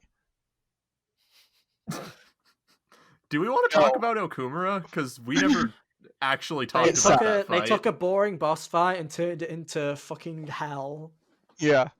It's like 7 stages, and there's 4 enemies in each stage, and you have to kill them all within the same turn. They took something that was already tedious. They took something that was already tedious, which was defeating 4 robots and then dealing with another 4, and then dealing with another 4, and then made it have to be so you had to do it all within 1 turn. And if you didn't kill all of them, then one of them they'd all run away, and then they'd just be respawned with full health. Even if you killed 3 of them, all 4 of them would come back. So it was bullshit. No, we don't. Oh my god. That sounds horrible. Gameplay wise, yeah. That's it. That's the low point in gameplay. That is why I used Izanagi no Okami Pikoro with Myriad Truths. There you go. I take it that's just like a big AoE attack. Heavy Almighty to all enemies 3 times. Yeah. I killed the Reaper in 2 turns. Fuck. Yeah, it must be nice because I didn't have the DLC. I killed the Reaper by going into fucking safety mode and just pressing pause and making a sandwich. Like, I just put it on rush on safety mode, so they just kept reviving themselves when they died. I went and made a sandwich, and I came back and he was dead about 8 minutes later. Yeah, no, so at this point I reloaded my save, and then I reloaded my save out of safety mode. So technically I don't have the items that I beat him on my save, but I got the trophy, and that's all that matters. So I started each battle with Concentrate, and I had the 25% Almighty boost. So start the battle, Myriad Truths. Good God. Did whatever with Sumire. Used Ons, give everyone Concentrate. Did whatever with Akechi. Used Myriad Truths. The Reaper was dead. I don't think we mentioned that, so I'm going to quickly mention it as well. Kasumi and Akechi, Edgy Akechi, were really fun to play with, by the way. Yeah. As characters, they were really fun and really well made. So I like fair play to their that. Showtime attacks with we don't talk. We forgot about fucking Showtimes. Oh my god! All we have to say about Showtimes is they're all good, but Akechi's and Sumire's are the two best ones by far. They're really good. They're so fucking stylish. Akechi's is great just because of the Akechi voice acting, but in terms of style and just the way it looks, the Sumire one is hands down my favorite. The Sumire one is heart-wrenching because Kasumi shows up in it. Yeah. But I liked Morgana and On one, especially because like I was dating On. Oh yeah. And Morgana was like, I've always loved They're you. all really good. Yeah, my favorite part is when Futaba always sometimes chimes in on that one, and she's like, "Wait, did Morgana just confess his love to Anne?" Yeah. It's as if no one knows other than Joker. It's just fucking funny. It's like no one else has clicked other than Joker. Yeah. It's funny. Also, I love quick shout out to the Yusuke and Ryuji one. It is fucking incredible, and my favorite part of it is just how Yusuke says "a touch of red." That's my favorite part. That's my favorite part. It's not even the "get out of my way" and then fucking the grenade throw with a fucking shotgun. That's not even my favorite part. It's just Yusuke going "a touch of red." That's my favorite. That's my favorite part. No. He's like, "Sauce, a touch of red." It's like, oh. Every time, dude. Every time, I just die of laughter. I love it. I love Yusuke. And if you hadn't heard it before, if you didn't hear it now, that's all you're ever going to hear whenever you go watch it. That's all you'll hear ever again. Is a touch of red. He like has a mini orgasm when he says it. It's incredible. I love it. I love it. Yusuke is best boy. Best boy Yusuke. Best boy Yusuke. There you go. Next question. Alrighty. Next question. Would you consider going back and playing older Persona games after playing P5R? 4 definitely, 3 probably, because like I don't like the whole not controlling your entire team. Then you have to play portable, and then you're missing content. This is my problem. 4. Will I go back and play 4? I intend on playing 4. I have a PS TV, so I intend on playing Persona 4 Golden at some point in the near future. As for Persona 3, I've said this to you many times, Kyle. I'm of the belief that I'm really hoping that one day it gets a remake in the style of P5. Yeah. That's what I'm hoping for, just so it has a definitive version. Sure. I don't care if they keep the random dungeons or if they decide to somehow work in what they want to do now with Persona, which is have fixed dungeons. I don't mind what they do with it. Just remake it in the style of P5, please. Yeah. I would definitely want that too, because I want to play P3, but not on PS2. And not when you can't, there's no definitive version. There's no way. Oh yeah. And the day that Persona 6 comes out, I will probably be an idiot and buy the most expensive special edition like I did with P5 Royal. Like, I did. In terms of being a Persona fan, this has got me on the train to the point where I will stick with Persona now. Mm-hmm. As it goes on. I will know. So hopefully bigger and better places. I will now know how much time to block out when I'm going into a Persona game. Yeah, I'll make sure to take at least like 2 weeks holiday just so I can get through the first quarter of the game, you know? I mean, I told you I did it in 9 days and 90 hours. Yeah, but I can't do that, you see. I can't do that. College. When they say take my time this time around, I fully meant take my time. It took me 126 hours to beat this game, so I literally pressed X on everything. Apparently, except for the toilet in the Velvet Room, which Sam found today and I never found, and I'm so mad that I didn't ever think to sit on the toilet. If you sit on the toilet in the Velvet Room, they'll be like, "Oh, do you want to know anything?" And they'll get like, "What is persona? What is a persona? What is a confidant?" And they'll teach you all that shit. I didn't know that, so there you go. It's kind of irrelevant if you've already played a Persona game, but it's good for beginners. I just love like, do you want to know how you're doing? Sit on a toilet. That's the Persona 5 Royal motto, dude. Yeah, because that's how you got your like how you found. How you check how your social links, like how your social stats are doing. Yeah. Yeah. Good feature. All right. Alrighty. This is like the second biggest question I have on this list. of the 2 remaining questions. Do you think that Royal is worth playing for people who've already played vanilla? Yes. This is a question directed at me particularly, isn't it? Mostly to Ethan. Because Jacob just has secondhand knowledge of vanilla. I'm of the belief, and I've heard enough other people's opinions by listening to other spoiler casts of even people that liked Persona 5 but didn't really love Persona 5 the first time because of gameplay kinks and stuff like that. I've done a 180 with Royal because it's kind of fixed every problem with the gameplay side of things. So would I recommend playing it again? Yes. I had a blast. The new stuff is incredible. Even if you know what's going on, it's just fan service. It is 20 hours of fan service. It's brilliant. Yeah. And I highly recommend it. Alrighty. So, last question. We just decided who best boy was. It's Yusuke. Second is Akechi, and then third is Ryuji. Alright, so we've decided the best boy tier list. Who's the best girl? Don't make me do this. Oh, I'm making you do this. I'm making you do this. Sumire is up there. Oh, my heart. Sumire is up there. I sound like such a weeb right now. I'm not a fan of Futaba. Like if we're doing romance tier list, okay. Well, we'll go from last to fucking best. I was just gonna do. Oh yeah, dude. I was just gonna do the Phantom Thieves. Nah, we're getting shit tier out of the way. Oh yeah, shit tier, dude. Oh yeah, get down there. Teacher also pretty low because like that's just. Oh fuck you, Kasumi. Kawakami. What's her name? Kawakami's great. It's just cringy.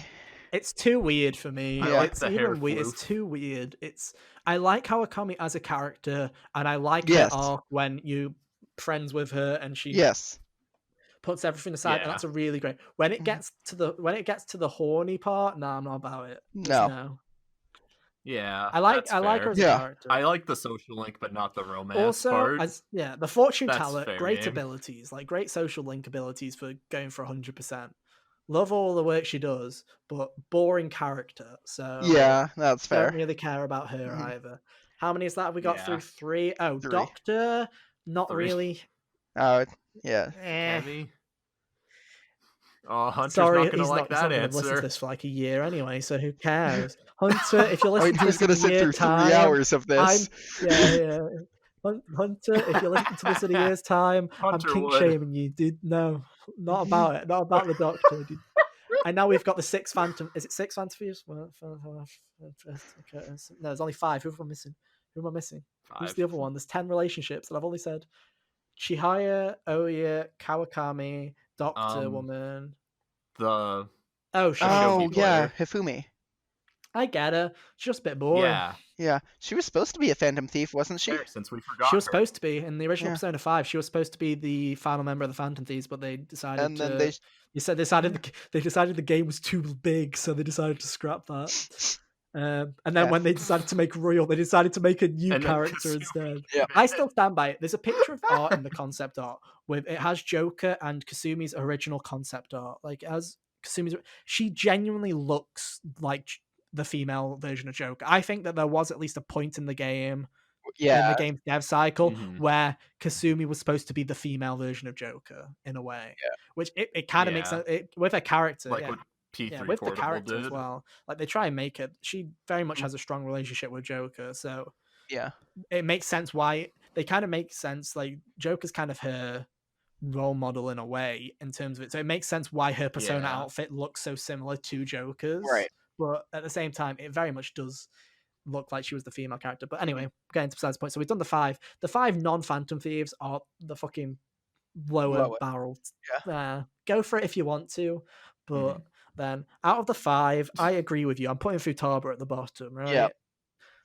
I don't understand it. To me, she is little sister. She genuinely is. Sojiro's your dad and Futaba's your sister. Absolutely. There's no other vibe I get from the way Sojiro reacts if you date her.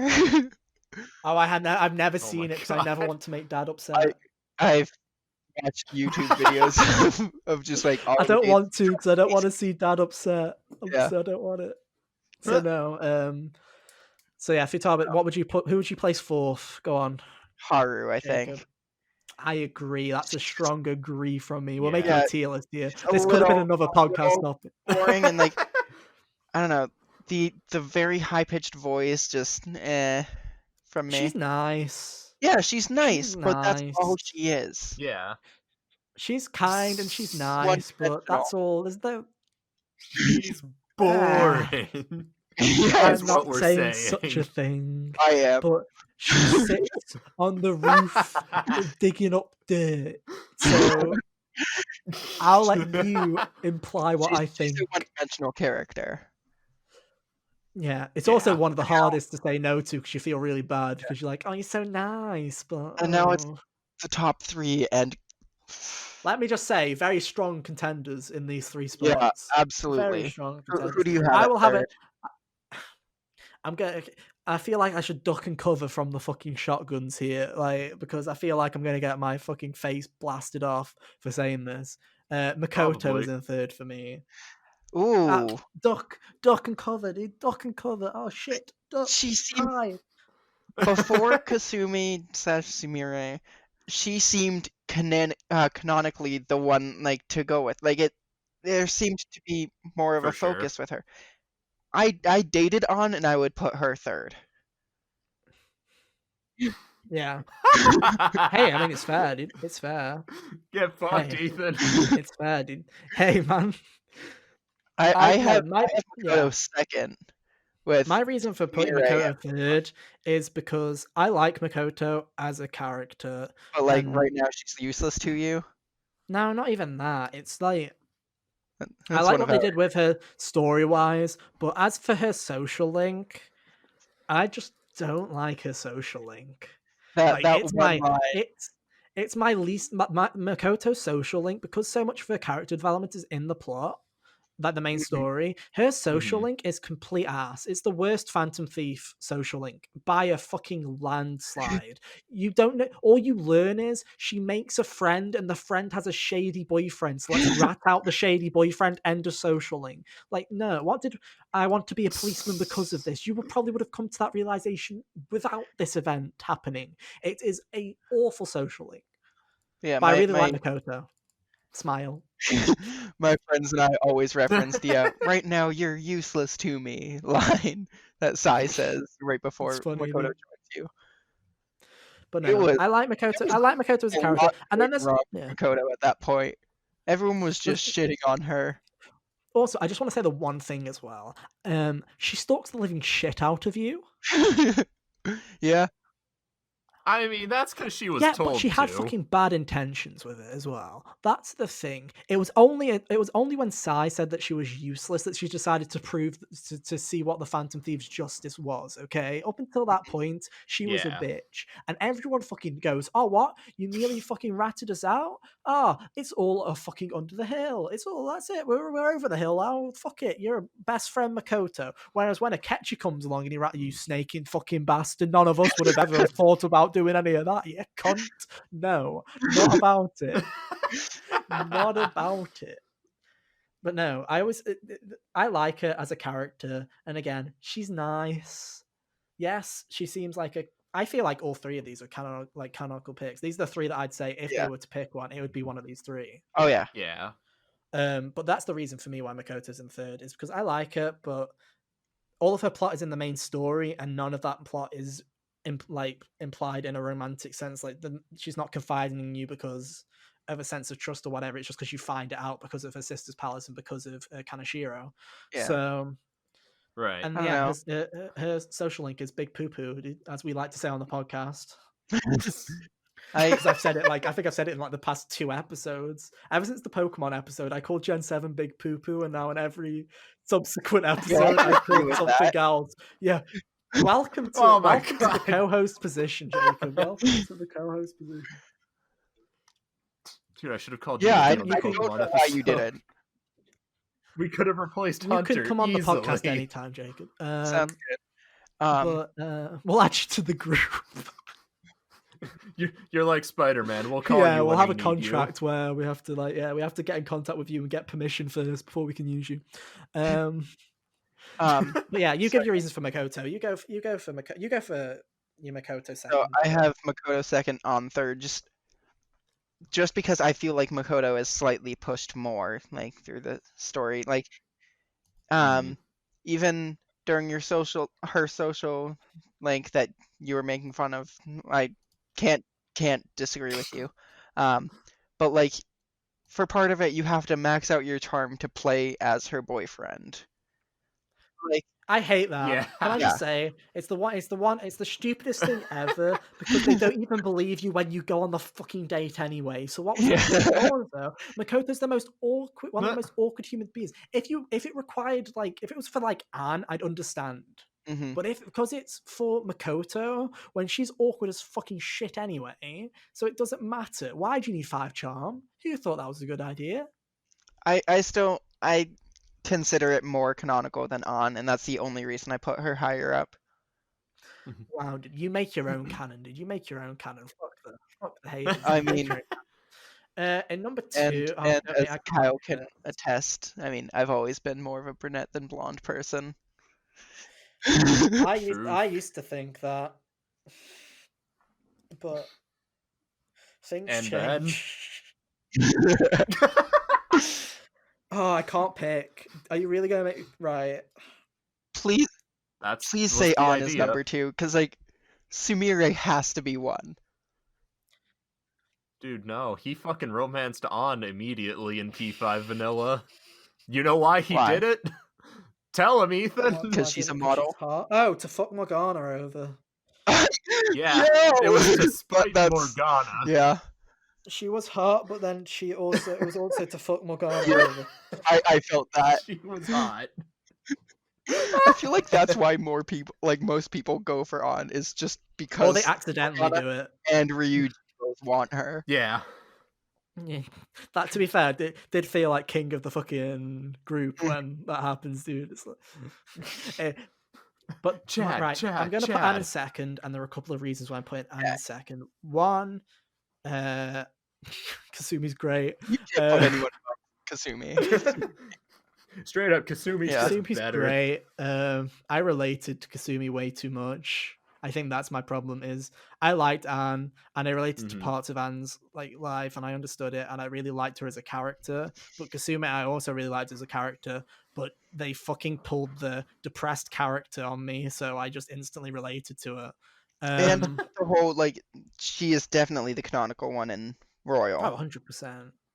Also, their romance scenes are the cutest thing ever. On the side. Oh yeah, definitely. I know what that's like. I ship it, but don't worry, just put in another 90 hours. It's more fun the second time around, I promise you that. They say that a lot about. Just hold that triangle. They say that about a lot of things. What was I gonna say? I was gonna give more reasoning for Anne. Why was I putting Anne in second? Yeah, it was mainly just because I feel like Kasumi. I relate to Kasumi a lot more. Spot. Yeah, I relate to Kasumi a lot more. Yeah, and she's slash Samira, and she has a great character. Honestly, it doesn't feel like she's waifu DLC or whatever. No, she feels like a key part of the story, especially in the end. She does it in a way, but at the same time, you might as well call all the other characters that aren't Phantom Thieves fucking waifu DLC as well, because But no, and then anything else to do with yeah, it's just I like Anne as a character a lot. Obviously. And also Spider Morgana was a very fun exercise. Yeah, absolutely. But the fact that he also doesn't stay human, there's no need to, and it's just she's a good friend character as well as a good romance character. That's the thing. Yeah. Oh, that's one of the reasons why I put it so high. I forgot to say why I put Anne so high. It's her social link. The opposite of Makoto. They put all of her fucking what was left of her character progression because they didn't decide to put it in the story. They put it all in a social link. So it feels like if you do romance Anne, you have made a real connection with her because you've learned a lot about her during her social link. Oh yeah, absolutely. Why I put it super high. Whereas Makoto, on the other hand, you learn fuck all about her during the social link. You learn it all in the story. So that's my reasoning. Is that it? Do we have any other questions? Is that? Unless you guys have any more final thoughts, that's all I've got. We've almost spoken for 3 hours. Can I hit him with the outro? What is your outro, dude? What is the outro? You have to work up to the outro, my dude. I You was can't just come into just gonna hit someone's him with house. the Smash and the until like next button. time, wake up, get up, get out Smash there. the like button. Okay, you know what? You can say that. You can say that in Well, a now I second. did.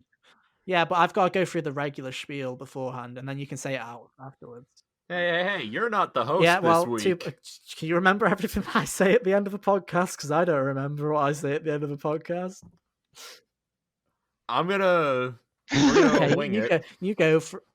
Like what you always do right, every you week, go I for it. assume. But before I say that, final thoughts. All right. Let's just go through final thoughts. You should really play Persona 5 Royal. It's really great, and I hope you enjoy playing Persona 5 Royal because you probably should have played it if you've listened to all of this.